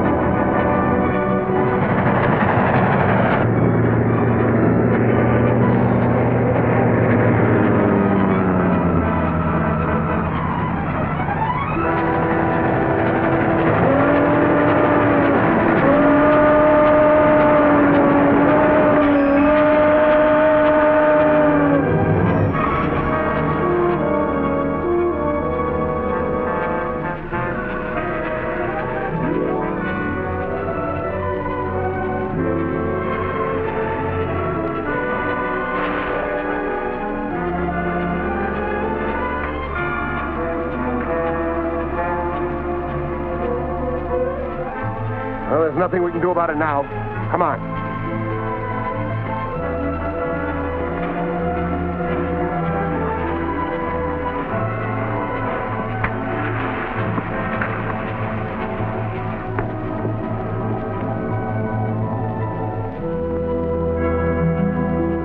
bailing out of the plane seemed to be the only way to save them. Worked, but I sure thought you were done for. So did I. Hello. Yes, Mr. Cabot. And that's the hotel. Oh, well, Mr. Tracy's right here. Just a moment. Hello? Hello? Hello? He hung up. He was so excited I could hardly understand him. What's the trouble? He wants you to meet him in the grill room of the Ambassador Hotel at 8 o'clock. Says it's a matter of life and death. Why couldn't he come here? Something very phony about this. Perhaps there is. Cabot has been acting strangely. That's why I arranged things so that he alone knew about that gold shipment. Then the ghost attack. Then you think Cabot is the ghost? Possible. All the more reason we should meet him. Why walk into danger? Throw him in jail and sweat the truth out of him. We've got to have more than suspicion to make a move like that. We'll go to the hotel and meet him.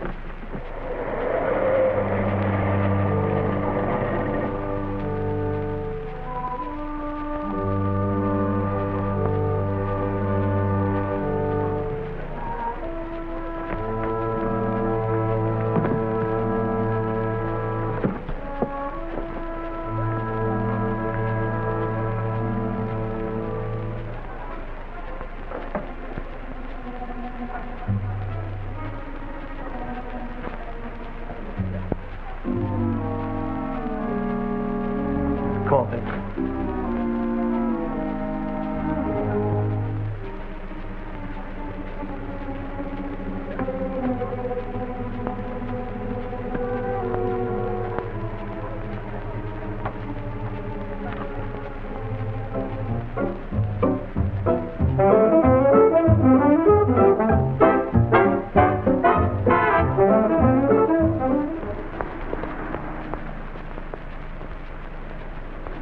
Ready? Yeah, Tracy and Carr are both in there, and the music's going plenty loud.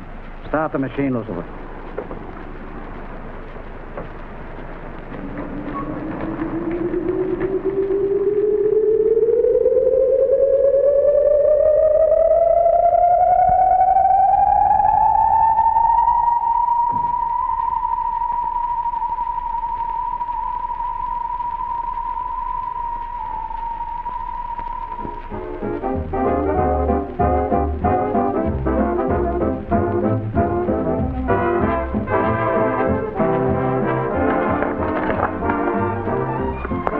What's the matter, nervous? No, but I'd have sworn that someone bumped into my tray.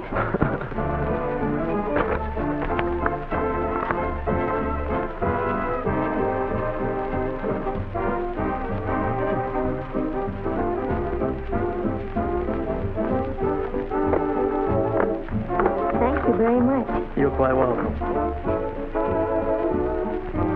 Cigars, cigarettes, cigars, cigarettes, cigars, cigarettes. It's all right. Don't be alarmed. It's all right, folks. You can return to your tables. Where'd that come from? Somewhere near the phone booth.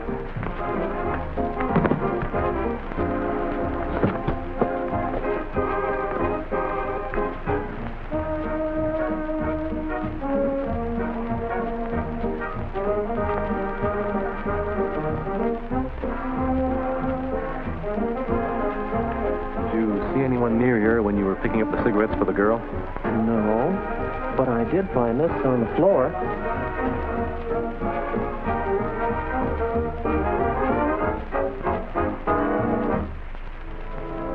Why, that's one of the badges the mayor gave the members of the secret council for their help in convicting Rackets Regan. Were these given to anyone except the council? No, it's a special award. It all adds up to Cabot. He's a member of the council, and he asked you to go there tonight. You think that's Cabot's badge? It might be, but we'll have to prove it. Call all the members of the council. Tell them to come here at once and bring their badges with them.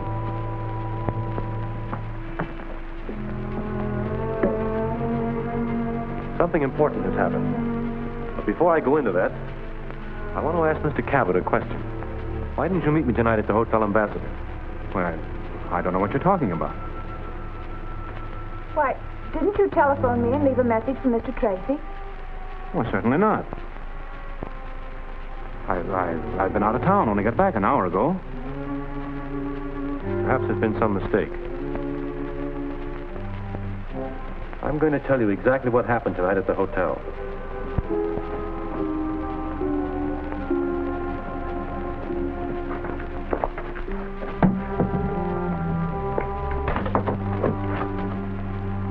Get ready to cut them as soon as I get the signal.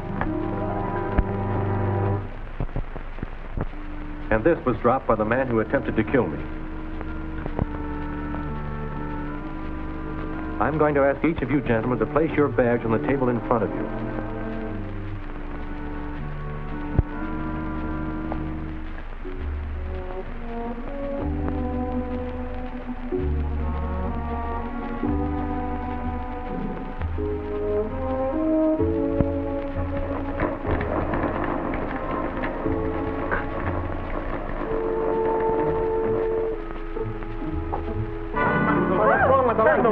Stand still, everyone.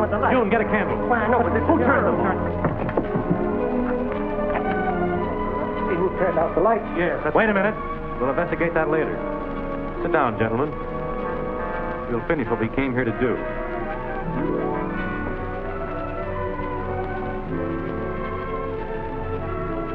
The badge I've just brought here has disappeared. Now, will each one of you please lay his badge on the table? I brought my father's.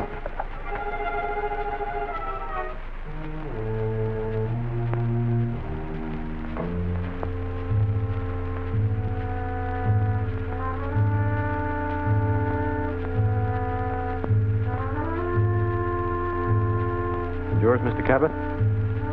Why, I had my badge. Right, there's your badge at your feet. Oh, thank you.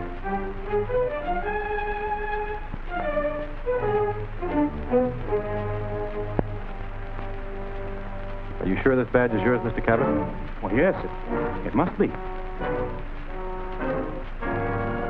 This matter is by no means closed, gentlemen. For the present, I shall say good night.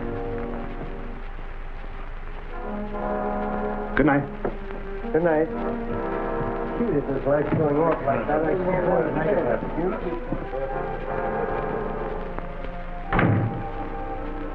Well, it looks like the ghost tricked us again, Dick. Maybe. But I think I'll talk this over with Bill. You pardon me? I thought Tracy had probably marked the badge he found. But I knew he was suspicious of Cabot, so I helped the suspicion along by trading badges with Cabot when he laid his on the table. That was quick thinking. No one seemed to suspect you. No. Although Cabot did have a very peculiar expression when he looked at the badge. And he wrapped it in a handkerchief before he put it in his pocket. What's the matter with your finger? I cut it when I was getting the badge away from Cabot. Did it bleed? A little. That's it. I must have left a blood stain, probably a fingerprint, on the badge Cabot picked up. That's what he was so excited about. You've got to take care of Cabot at once. Bring the machine.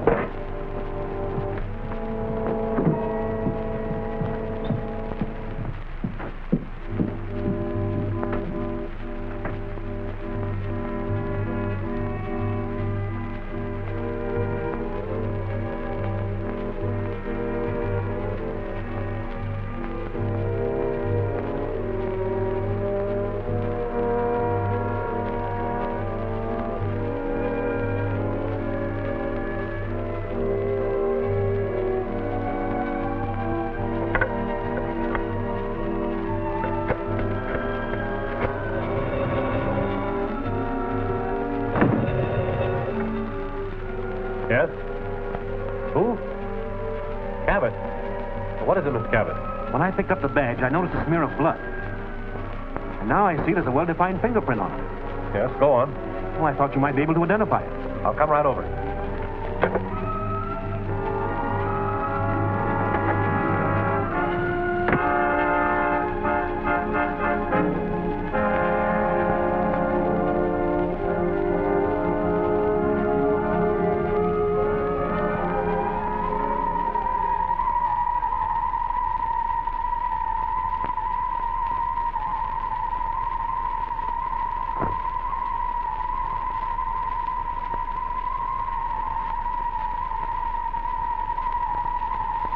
Stay right where you are, Cabot.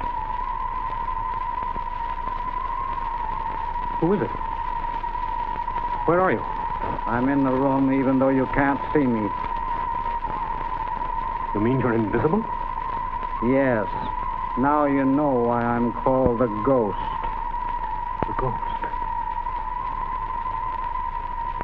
What do you want? Why are you here? I've come for that badge that has my fingerprints.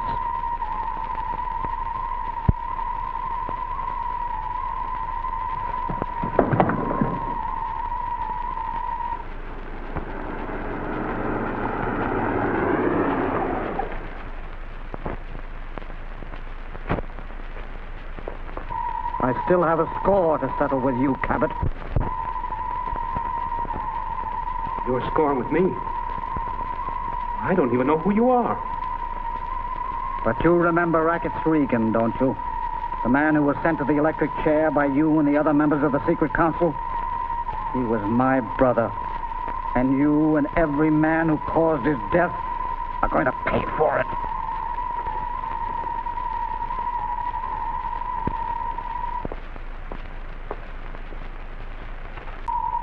No, don't.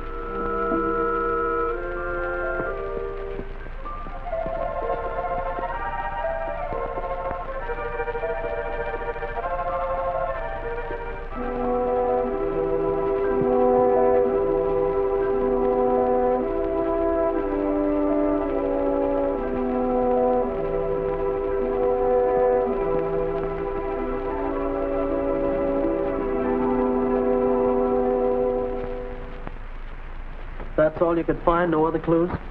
No. And I'm more convinced than ever that that is the strongest clue we could have. You still believe the Ghost is wise to our plans before we ever start? Right. And since we only discussed those plans in the secret council meetings, one of our members must be the Ghost, or one of his accomplices. But how can we find out whether it's Brewster, Weldon, or Morton? I think I have a plan that will force the right one to make the first move. When he does, we'll be in a position to nab him. But I'll need your help. I'm listening. I've called a meeting with the secret council for 2 o'clock this afternoon. And I want you to...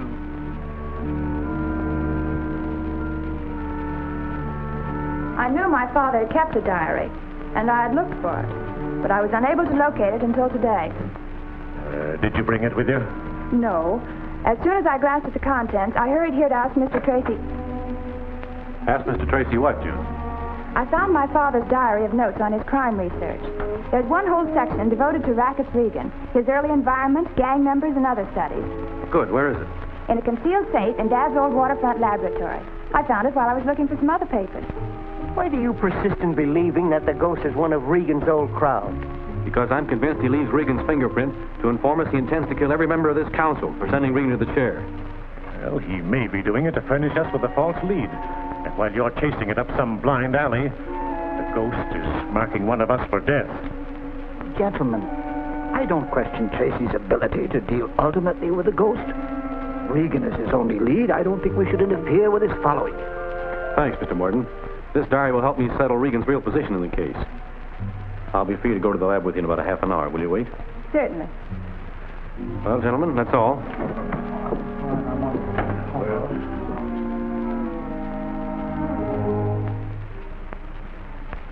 What could could Chandler have written in that diary that would implicate you? I'm not sure, but there's one dangerous fact he might have known. That Racket Regan was your brother? Yes. And if Tracy ever found that out, he might pick up a trail that would lead straight to me. So we're going to get that diary before Tracy has a chance to study it.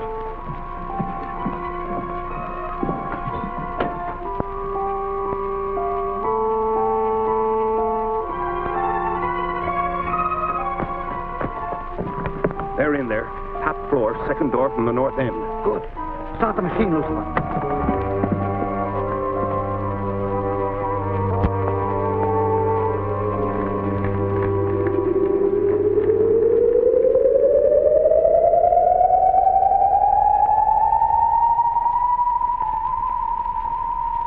All set.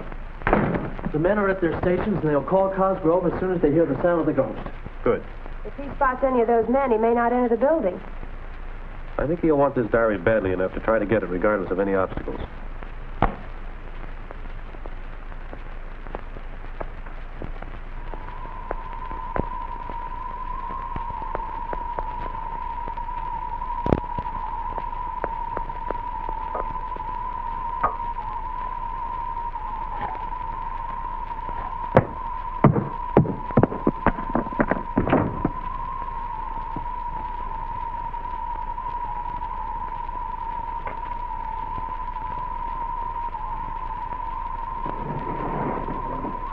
Listen.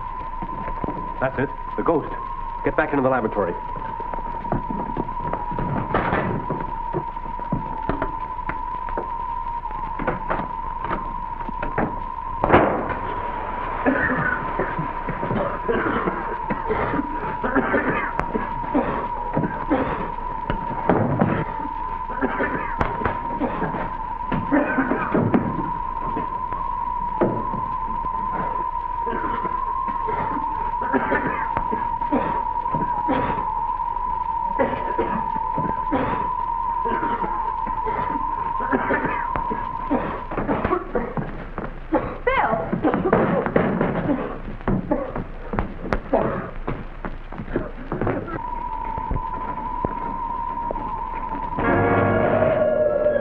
Something's wrong.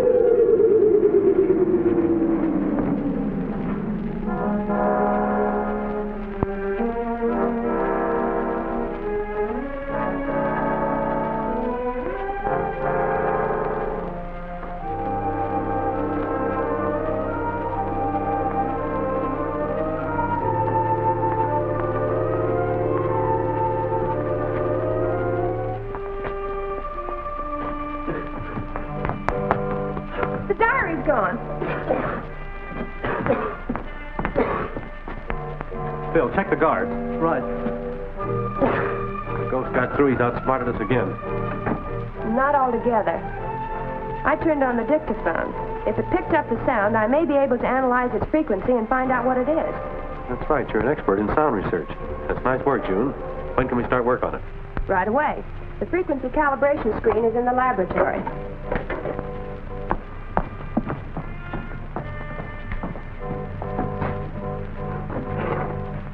This machine will photograph the sound wave. I may be able to measure it and break it down.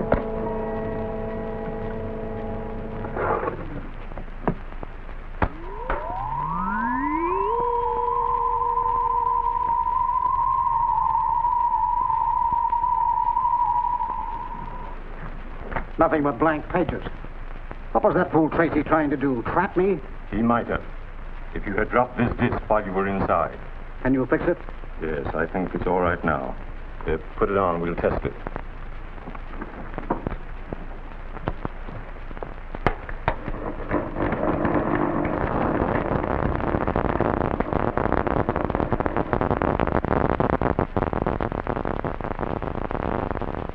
What's wrong?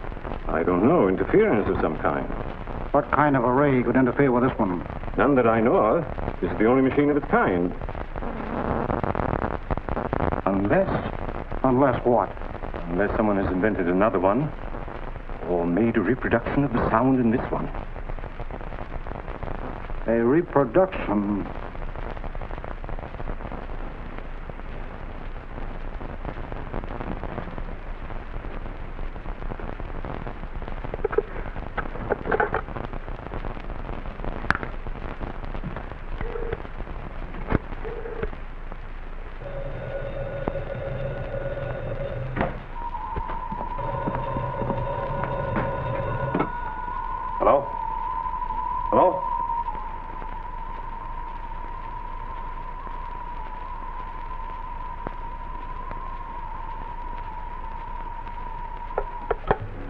So that was the trick. Tracy must have made a record of the sound. It came over the telephone. That's bad. June Chandler is an expert in sound research. Once she has the frequency of this wave, she can develop a counter-ray that'll make ours useless. We can't let her. Corey will have to destroy that record before she has a chance. Go get him. I'll need a research book for my library. Good. I have to pick up Bill anyway. I promised to meet him. You better run out and get a bite to eat. We'll meet you back here later. That's a good idea, Dick. Better put that in a safe place. Right.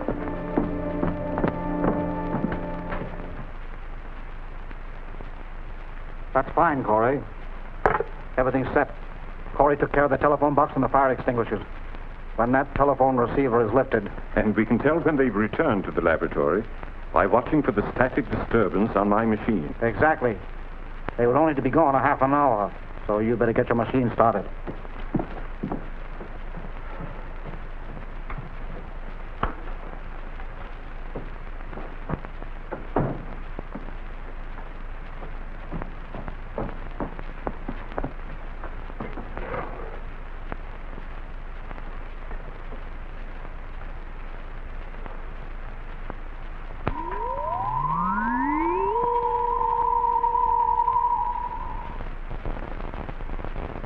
There it is. They're running the record again.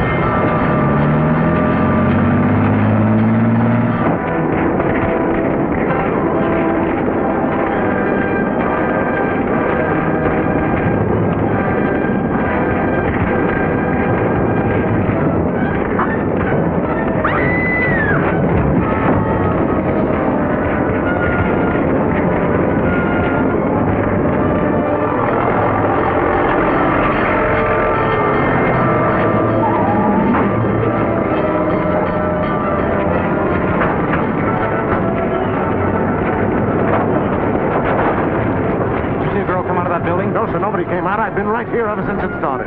June must still be in there. I'm going to try to get in the back way. Right.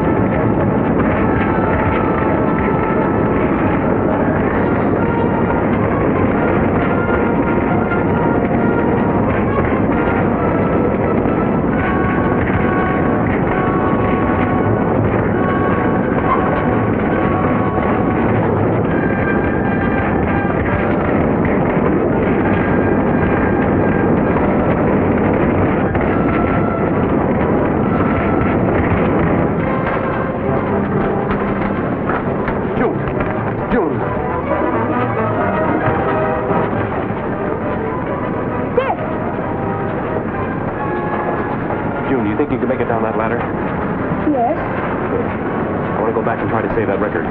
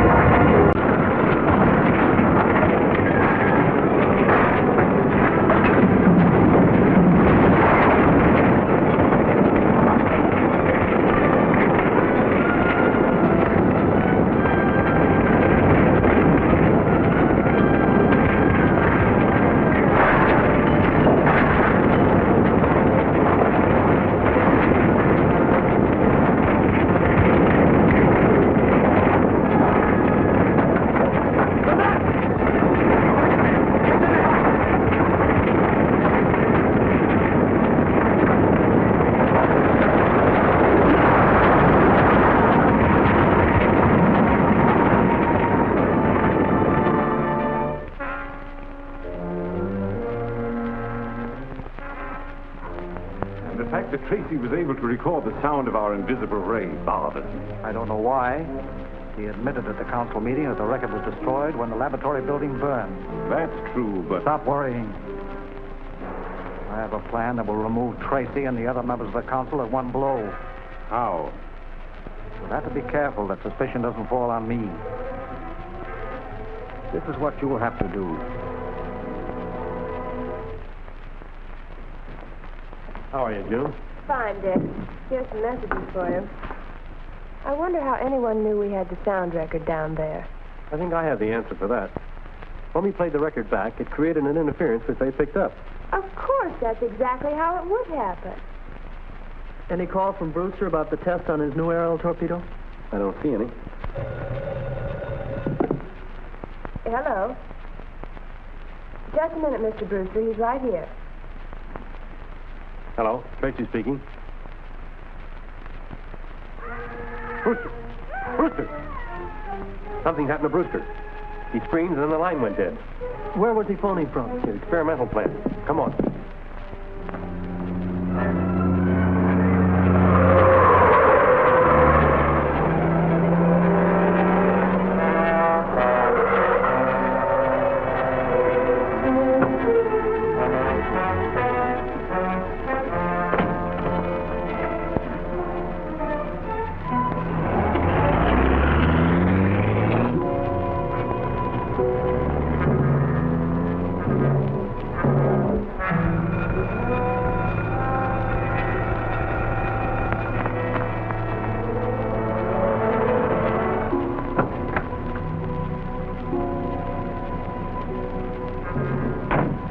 Your eyes open. It's Tracy.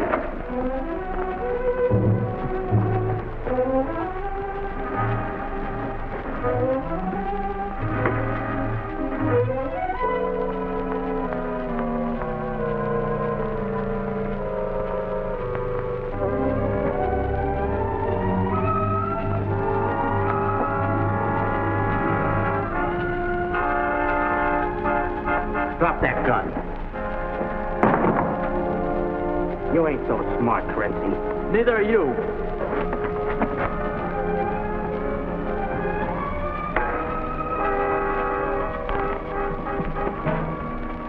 You boys should be more familiar with the way we work. Behind you, Bill!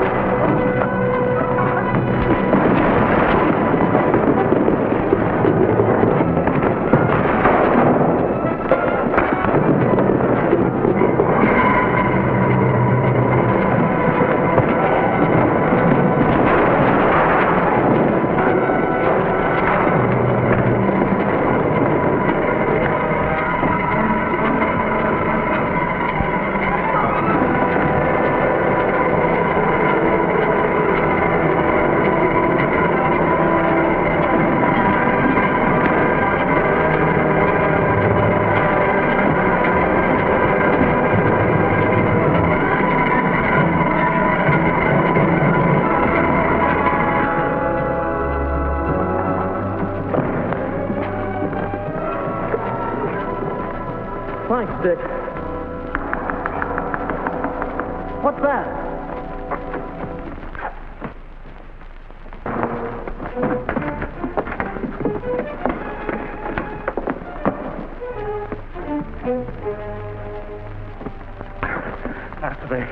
After they tied me up, I tried to phone you, but they were watching all the time. What were they after, the plans for the aerial torpedo? Yes, but the War Department only gave me one section at a time. So they didn't get them? No, but they found out the test was to be at 2 o'clock this afternoon from a telegram I had here. 5 minutes to 2 now. Where's the test being held? At the foot of Brunswick Canyon. The Marines are conducting it. We haven't a minute to lose, Bill. You can't get there in time. We can try.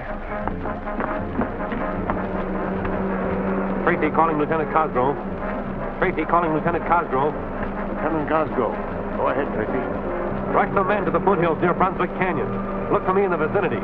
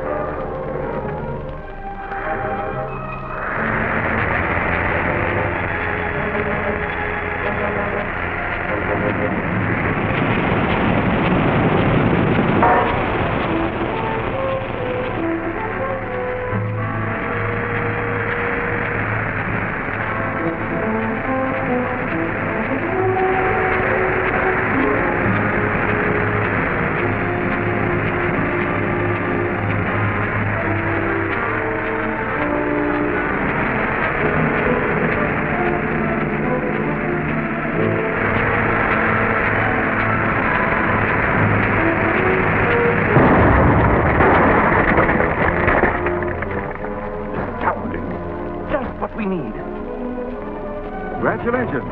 She seems 100% to me. No use testing this one. Thank you, so we all feel pretty good about it. Shall we start now? Immediately.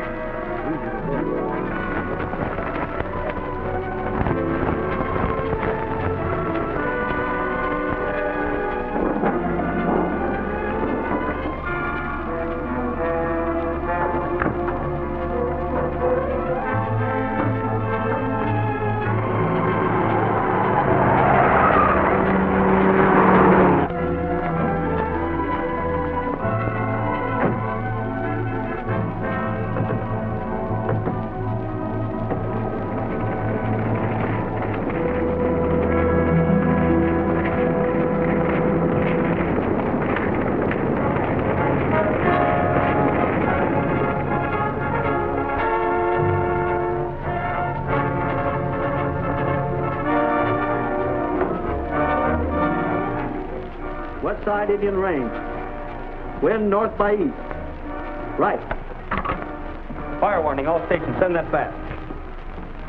All ranger stations, attention.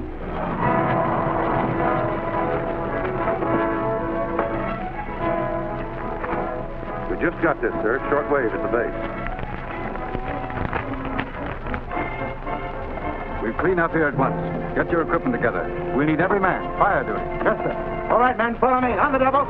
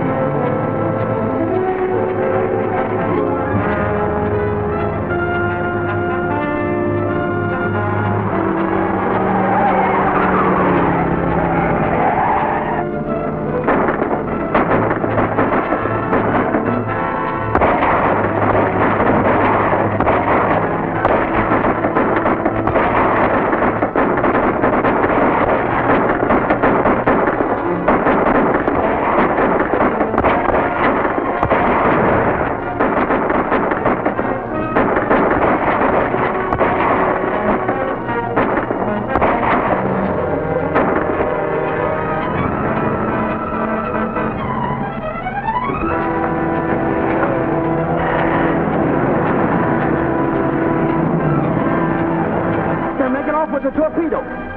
Too many of them for us, Bill. We'll try to delay them on the road to give Cosgrove enough time to get here.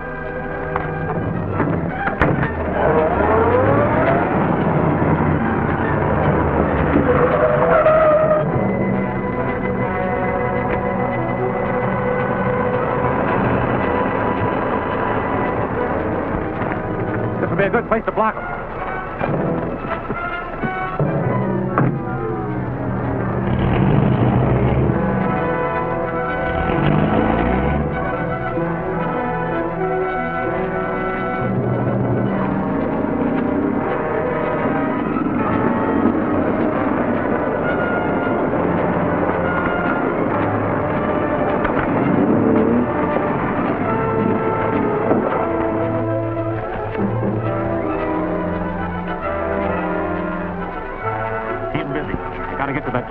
Okay, Dick.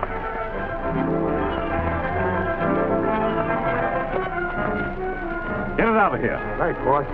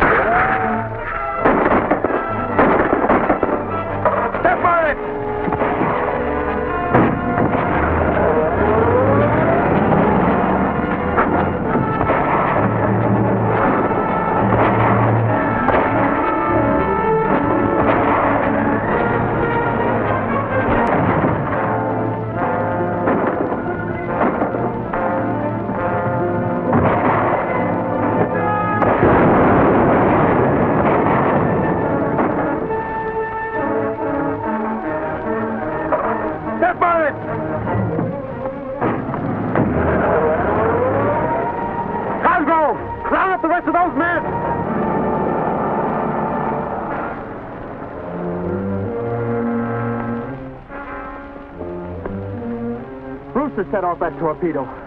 Brewster? Well, we left him in his office. I saw him jump off the rear of the truck just as you got on it. You're right, he could be the ghost. Sure he could. In fact, he must be. On the other hand, he might have destroyed the torpedo to prevent it falling into unfriendly hands. Yeah, that's possible. Let's get back to Cosgrove's office and see what information we can get from Washington.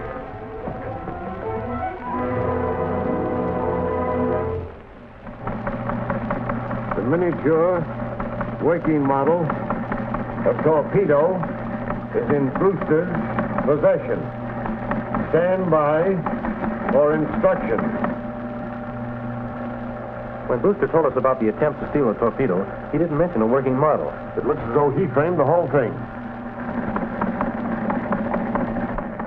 Have model stored in safe place until further orders. Let's get out to the Brewster plant, Bill.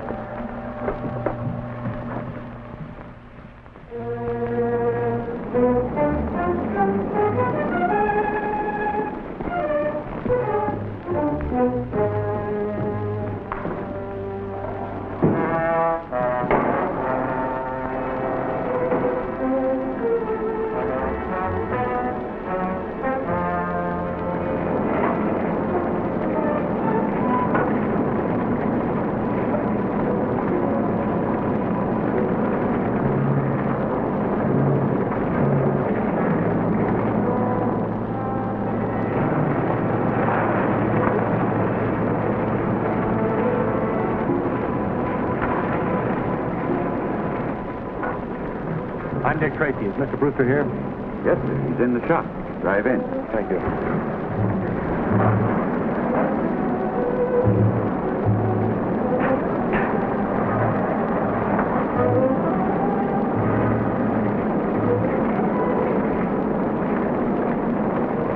Mr. Tracy, look out!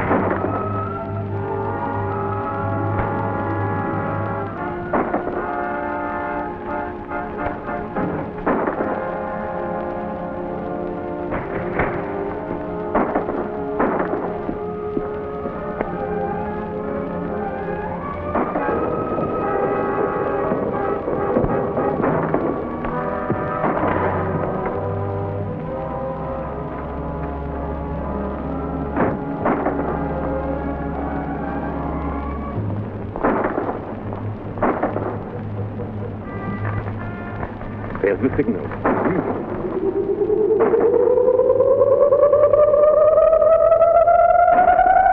Straight ahead, we'll follow her.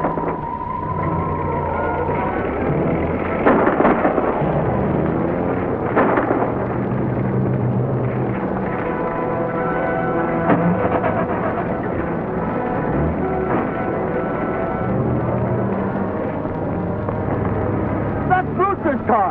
He's trying to get away.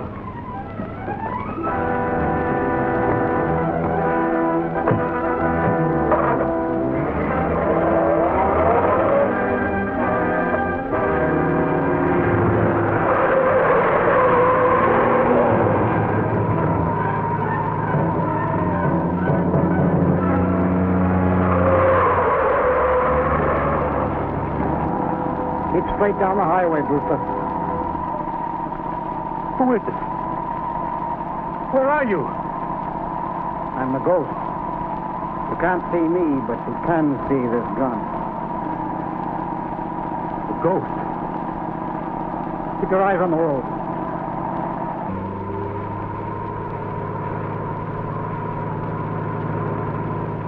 Here they come. Slow down.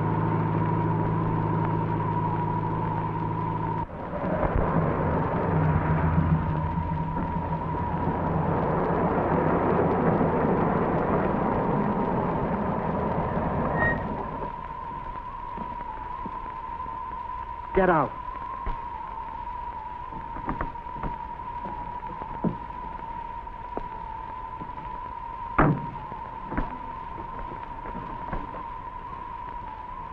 Does this man know what to do? Yes, he'll lead Tracy off our trail. Fine.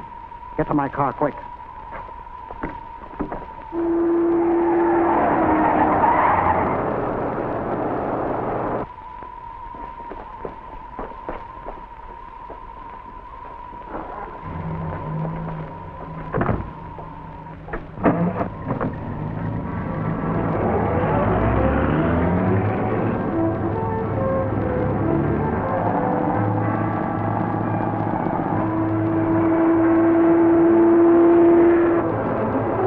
Brewster has the torpedo with him. We'll find out when we catch him.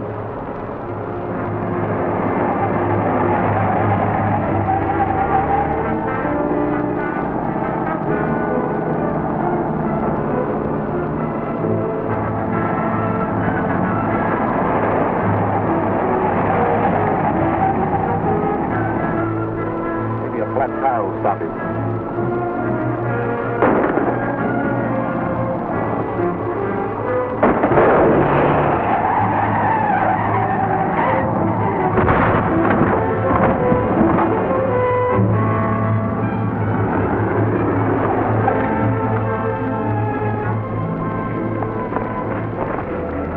Brewster? He must have pulled a fast one by swapping cars somewhere along the road. Maybe he doubled back to get the torpedo. Yes. We've got to get back there. We can't do any good for this man. We'll radio Lieutenant Cosgrove from the car to come and take charge.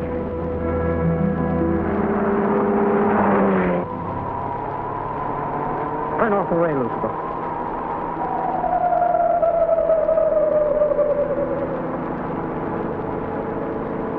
Brewster didn't bring the torpedo with him. Now we'll go back to his office so he can get it for us.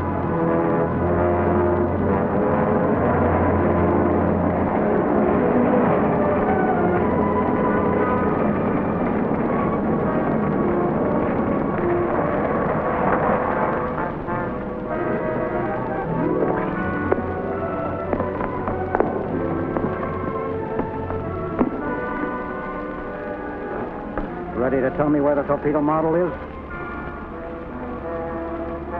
No. Bring him outside. I think I can make him change his mind.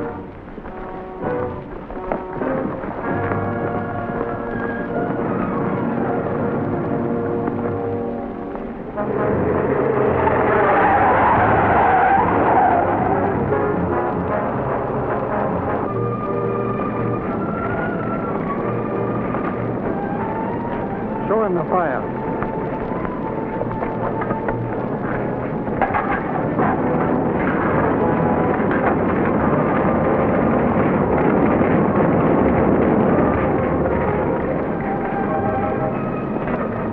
Well, Brewster, do we get the torpedo? I said no, and I mean it.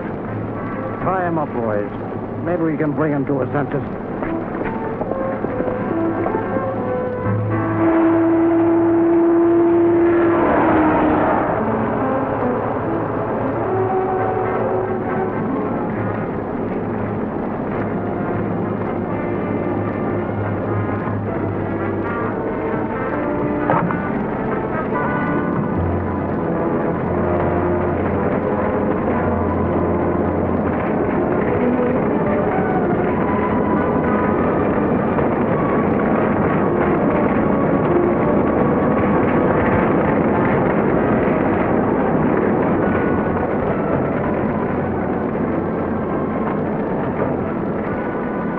This is your last chance.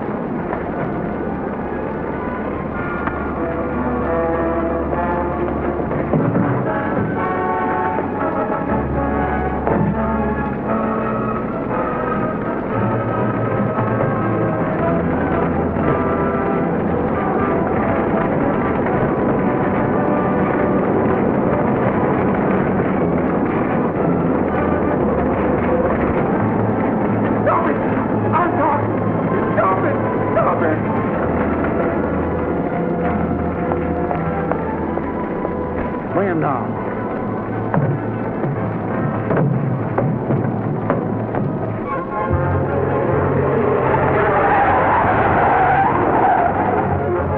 When we get back to the plant, Bill, head for the side entrance. All right, Dick. The combination is under the clock on my desk. Keep him here. We'll see if he's telling the truth.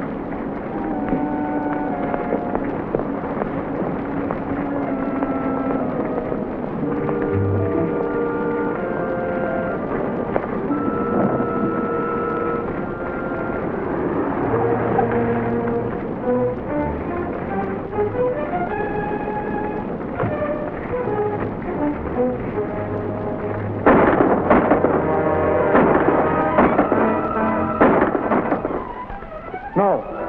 I need you here, Corey. Go down and see what's wrong.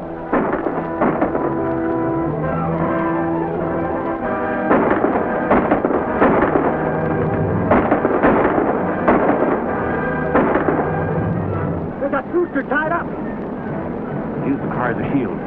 I'll try to get to him.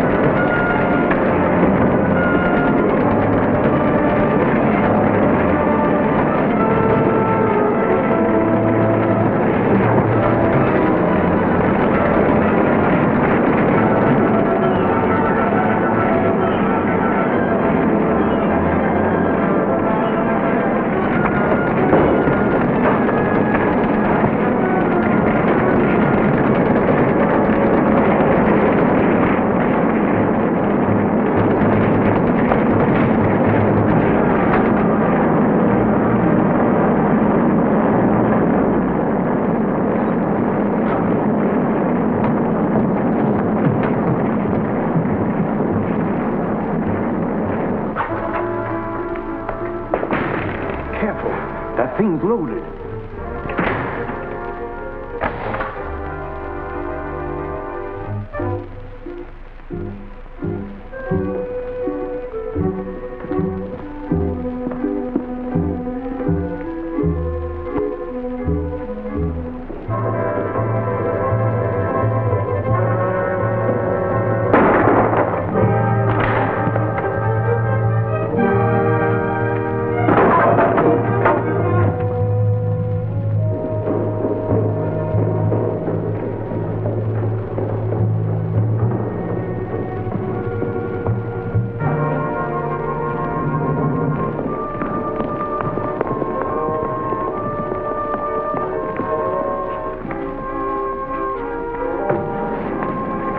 You all right?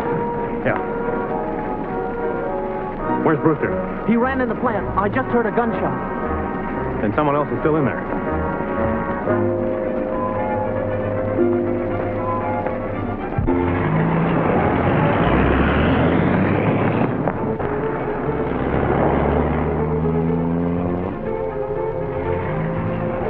You take care of Brewster. I'll go after them.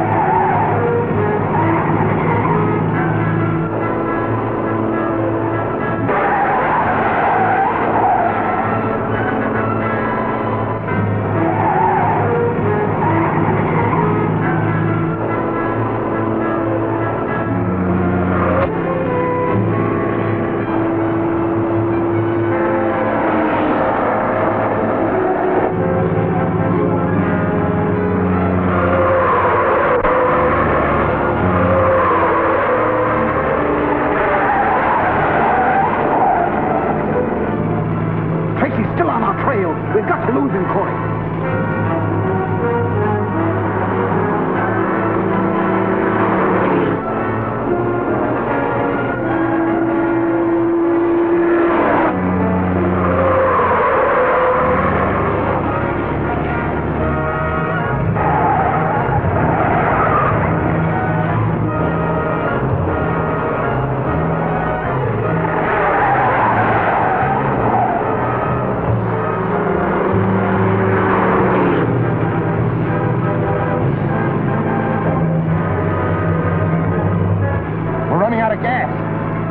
We get to that bridge, we can stop Tracy.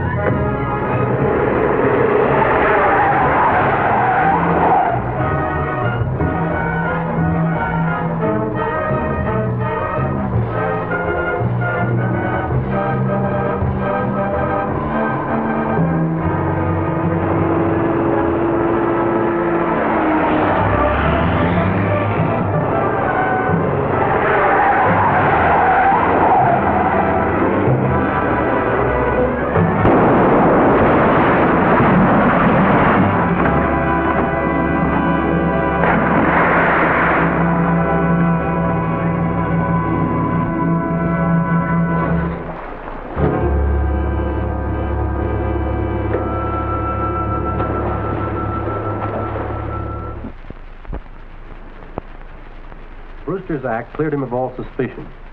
It was evident that he knew the ghost was attempting to steal the aerial torpedo. He was seriously wounded trying to defeat the ghost's plan. He's still unconscious, but under the care of specialists in a well-guarded hospital. His recovery may bring us the identity of the ghost. That's all, June. Send a copy to headquarters, will you? I'll type it right away, Dick. Thanks. Dick, we felt all along the ghost must be a member of the secret council. Looks that way. That's how he knows all our plans. With Brewster out as a suspect, that only leaves Morton and Weldon. One of them must be the ghost. Right. And we can't take a chance on his getting to Brewster. We've got to maneuver Weldon and Morton into a position where they can be watched until Brewster talks. That won't be so easy. It will if an idea I've got works. Let's have it. I want you to phone Weldon and Morton. Tell them to meet me at the Ambassador Hotel at 8 o'clock tonight. Tell them that...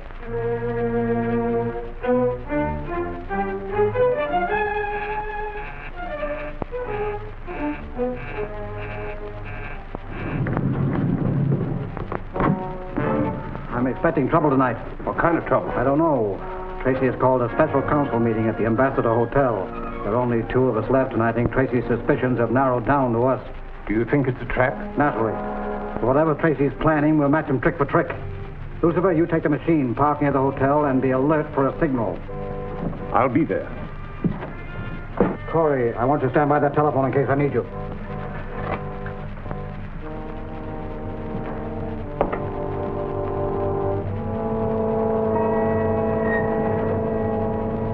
So, gentlemen, when we learned the ghost was determined to kill every one of the council that sent Rackets Regan to the chair, I requested that you keep me advised of your whereabouts so I could arrange for your protection. That hasn't always been convenient, Tracy. Of course not. My time has been overcrowded by urgent business.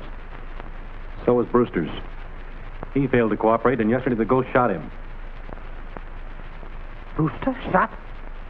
Was he killed? No. He rushed into a hospital immediately. The best doctors in the city are trying to save him. But if they fail, only Morton and I are left. And the ghost is bound to strike at one of us next.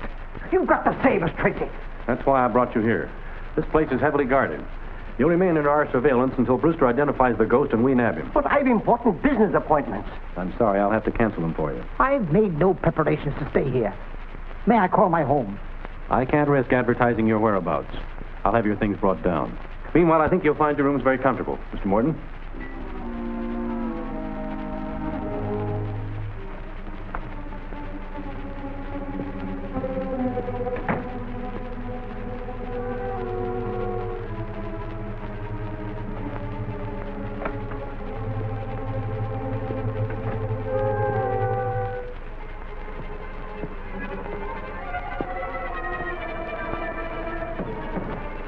What now, Dick? First, I'm going to check the guards. Then I'm going to have Morton and Weldon's homes and offices searched from end to end. No matter what happens, you stay here. Right, Dick.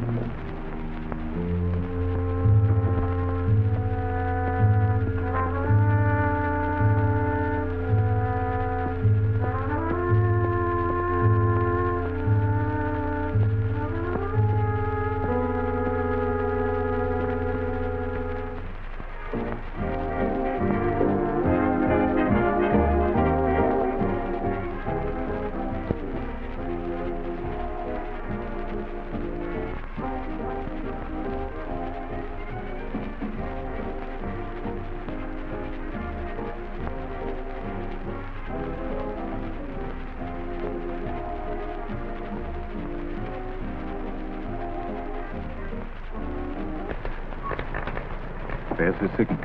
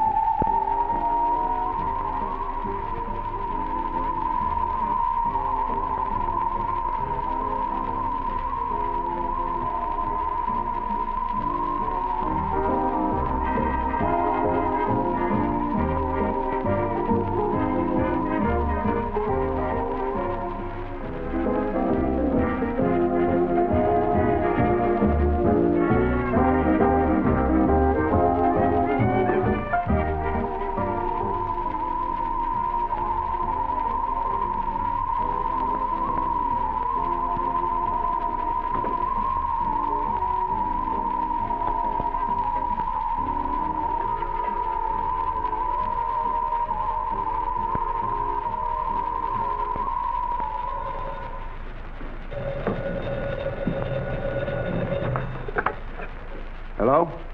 This is Corey. What? Brewster alive? Sure, I'll get him. I'll check every hospital. Yes, sir, right away.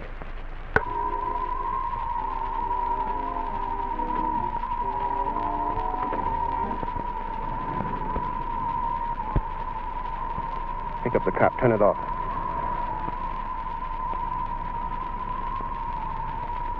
But the ghost will become invisible. He may be caught. We'll have to take a chance on that. If this is a trap, the cap's wise. If he hears that sound, we'll all be caught.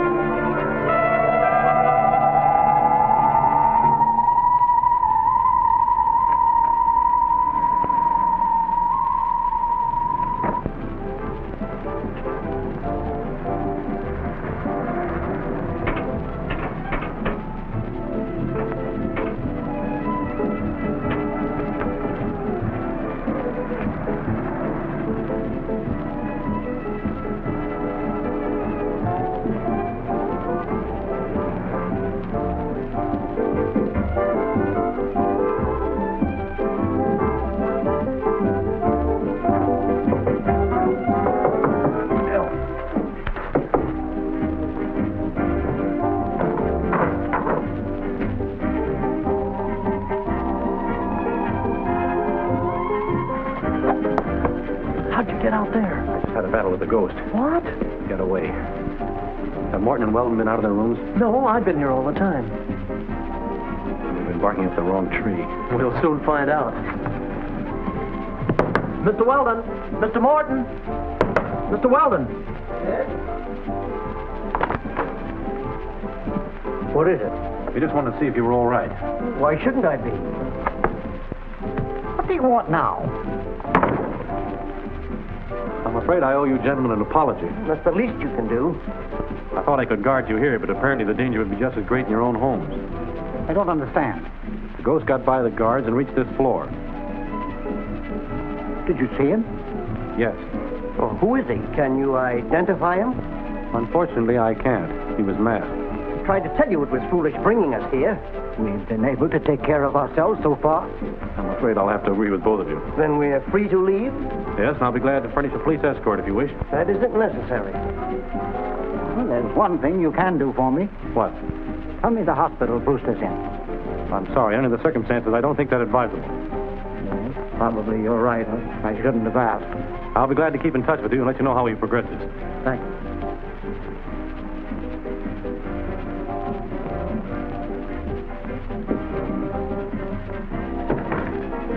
Something screwy around here somewhere.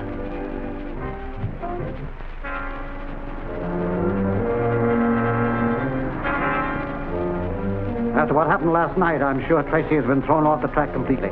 Now, if we can only locate Brewster and keep him from talking.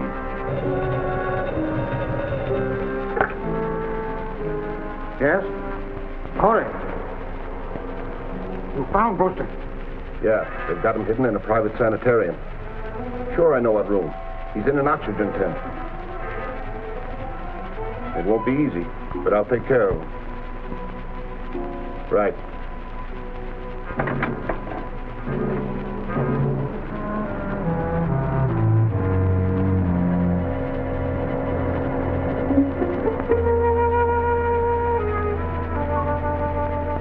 Mr. Brewster seems to be resting comfortably, but he may be unconscious for hours. I'd like to be here when he comes to. So why don't you wait in Dr. Jones's office, Mr. Tracy, and I'll call you as soon as there's any change in his condition. Perhaps I'd better.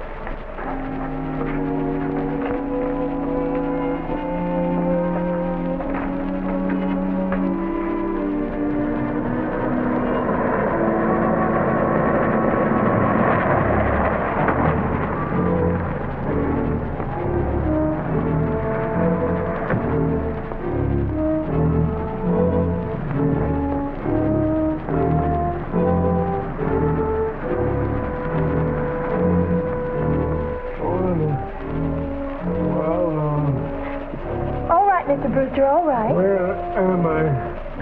You mustn't talk. Tracy. Must see Tracy. All right, I'll get him for you right away.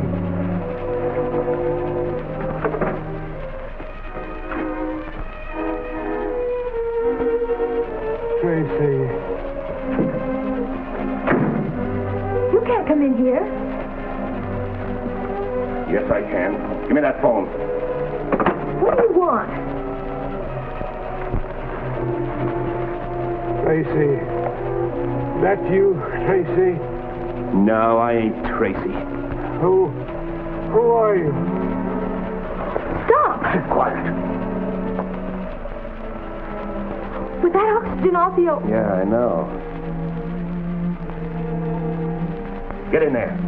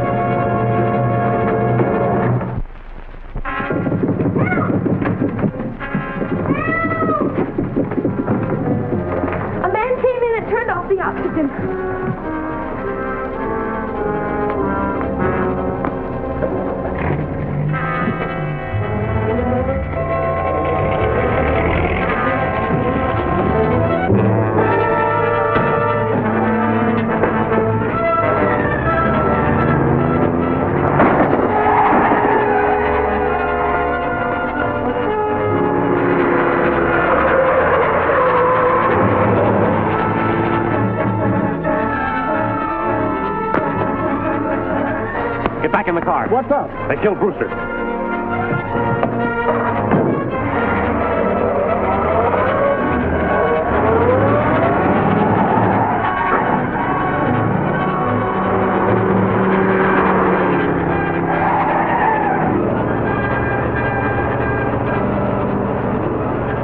Stop a minute, Bill.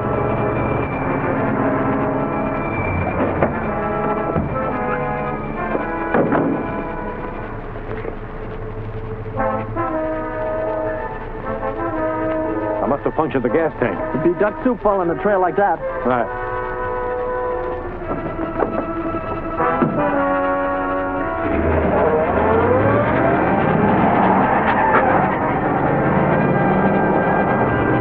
I'm going to call Cosgrove and have him squad car stand by.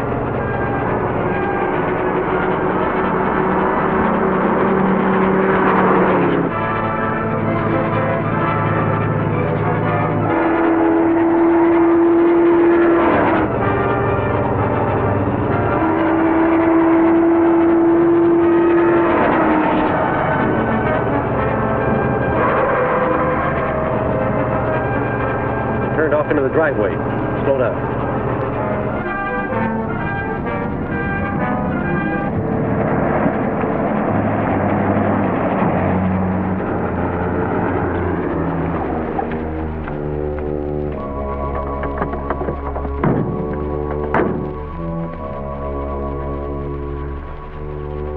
around to the back.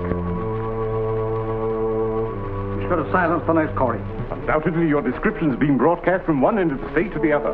I'll lay low until things blow over. That's right, but you'll do it on the coast. Take a plane, I'll fly out. I'll change clothes and get back to town so I can keep in touch with things.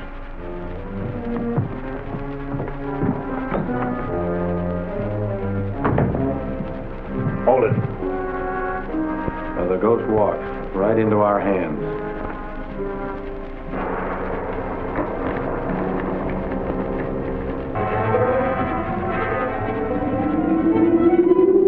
You want to take that mask off yourself, or shall I do it for you?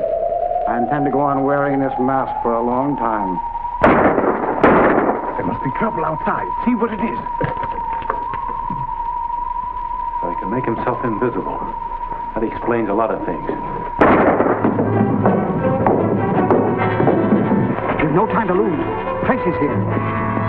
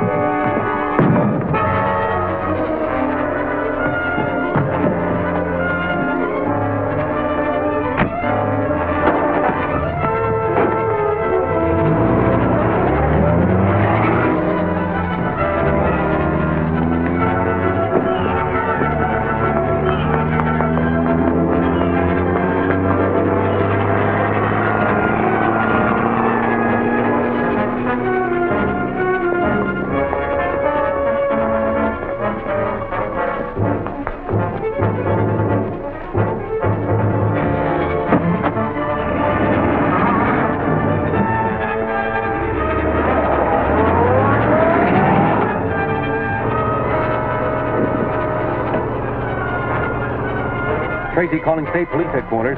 Come in, Tracy. I'm following him. He's headed north toward Highway 98. All right, Tracy, I'll broadcast a general alarm. State Police Headquarters calling all cars. Calling all cars.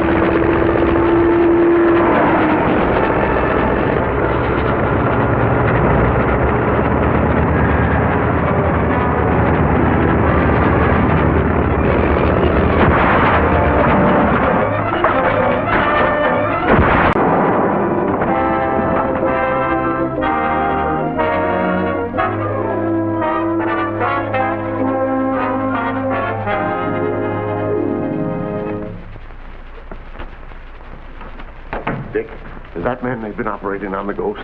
No. His name is John Corey, and he was working with the ghost. I don't know who the ghost is, but I know what he is. I don't understand. The ghost is a super criminal who has the power to become invisible. Invisible? Oh, but Dick, that's impossible. I saw him disappear within 6 feet of me. Who was he? I don't know. He wore some sort of a mask. But if I could only...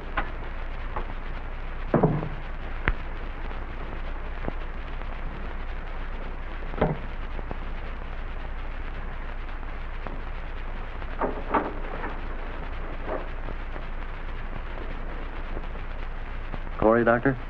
Yeah. How is he? We can't tell yet. It's a brain injury and the vocal cords have been severed.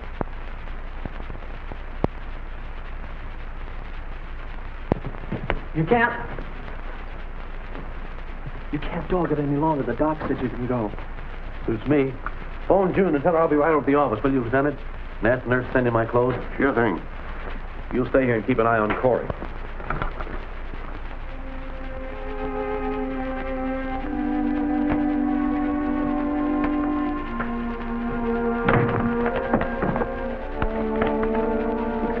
Hello, June. Hello.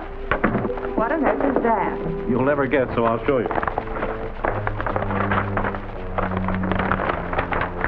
This device makes an invisible man become visible. Really? How does it work?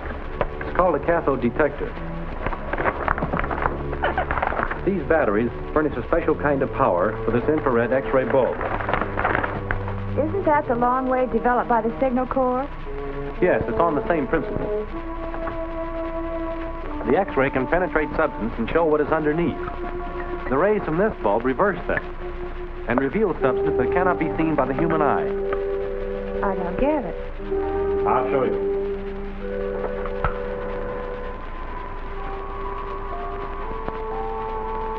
Dick, it's amazing. Everything has opposite values, like a snapshot negative. Exactly.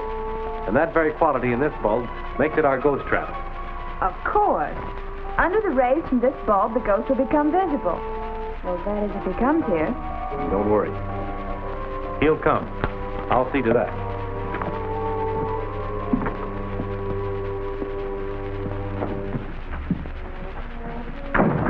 Well, I've been watching the Chandler house. Tracy's up to something. He's called a council meeting for tonight, and he's having Corey brought there from the hospital. Then he's going to have Corey identify you. You mustn't go. I'll go with pleasure. After tonight, we'll never be in danger again. I'll remove the 3 of them. Corey, Tracy, and the other member of the secret council of 8. Be careful. They've had an electric alarm system installed covering the grounds. Before I go, we'll locate the powerhouse that furnishes electricity to that entire district.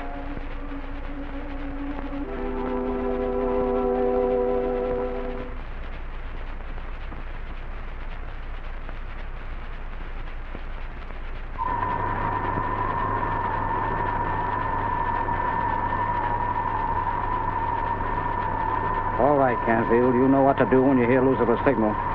Kill the master switch. This is it right here.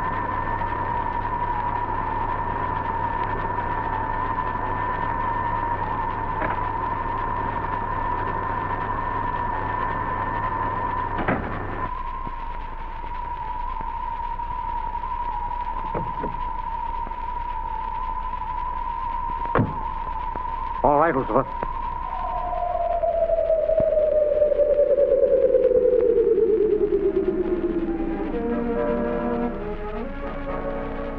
Stand by, Lucifer, and see that there's no slip-up.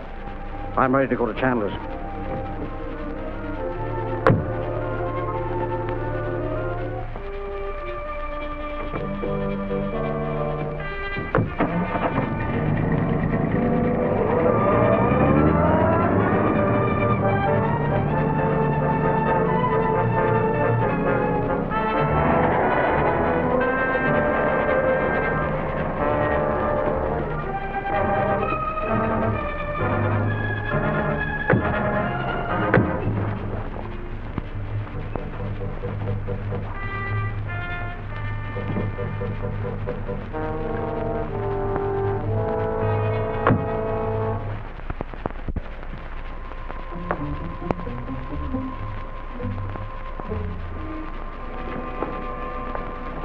take him in by the fireplace and then post the guard. Right.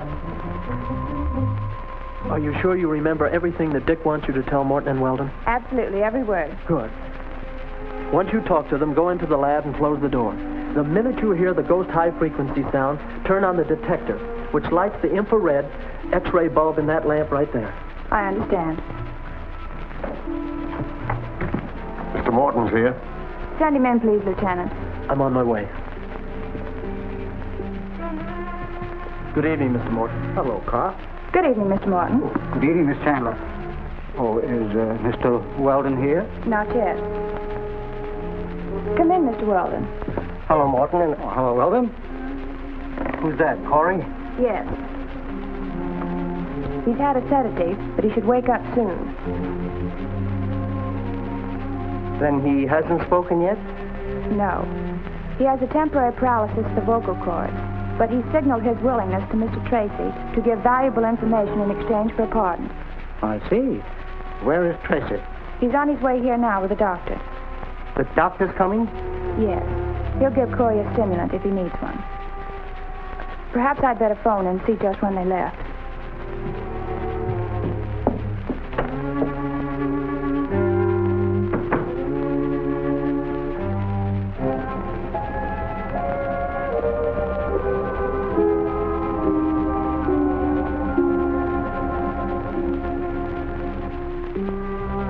What time of view, Morton? 8:15? Yes, that's what I make it.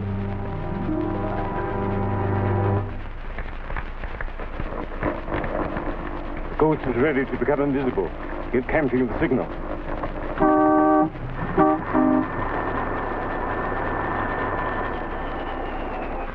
The lights. Well, the power must be off. Keep calm, Weldon.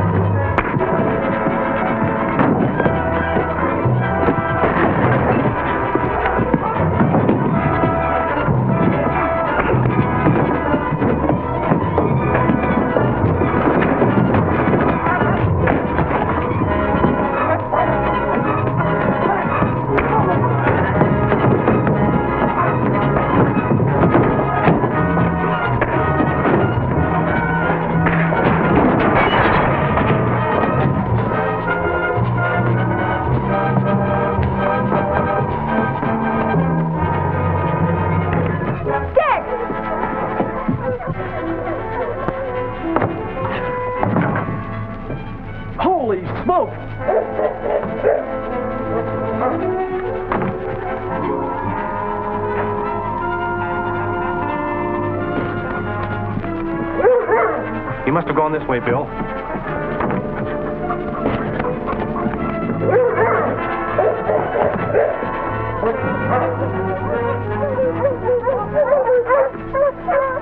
Follow their lead, Bill.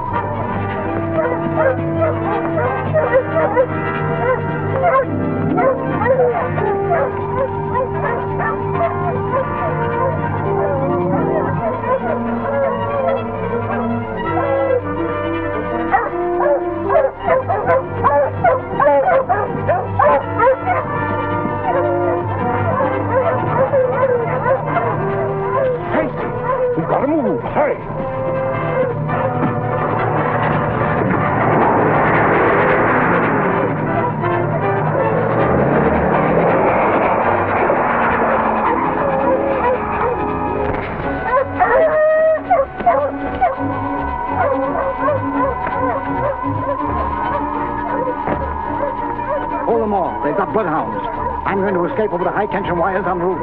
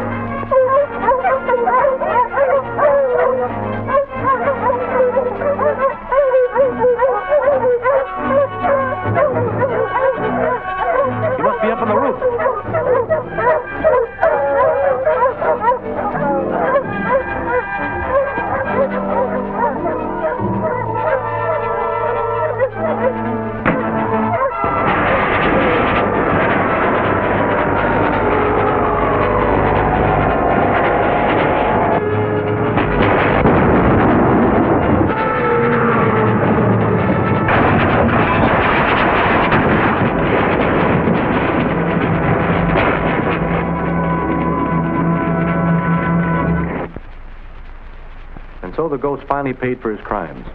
It was retribution, but it wasn't nice to look at. The current from the ghost body, transmitted to the machine that made him invisible, killed his accomplice Lucifer. It's difficult enough to believe that Morton was the ghost, but what possible connection could he have had with Rackett's Regan? Regan was Morton's brother. That's how Regan defied the law so long. Morton betrayed every plan of the secret council of 8 to him. They planned a vast criminal combine, an enterprise which might have been called Crime Incorporated. Did you find anything else in Morton's effects? Yes. The secret of the high-frequency machine that made him invisible. All this data has been destroyed, so that no criminal can ever again make use of it. You and June always had a hunch it was something like that. When I found that Corey was dead, I saw a chance to get the ghost in the range of the infrared lamp. It worked. It certainly did, Dick. It's a great relief to know that the ghost will never threaten us again. Dick!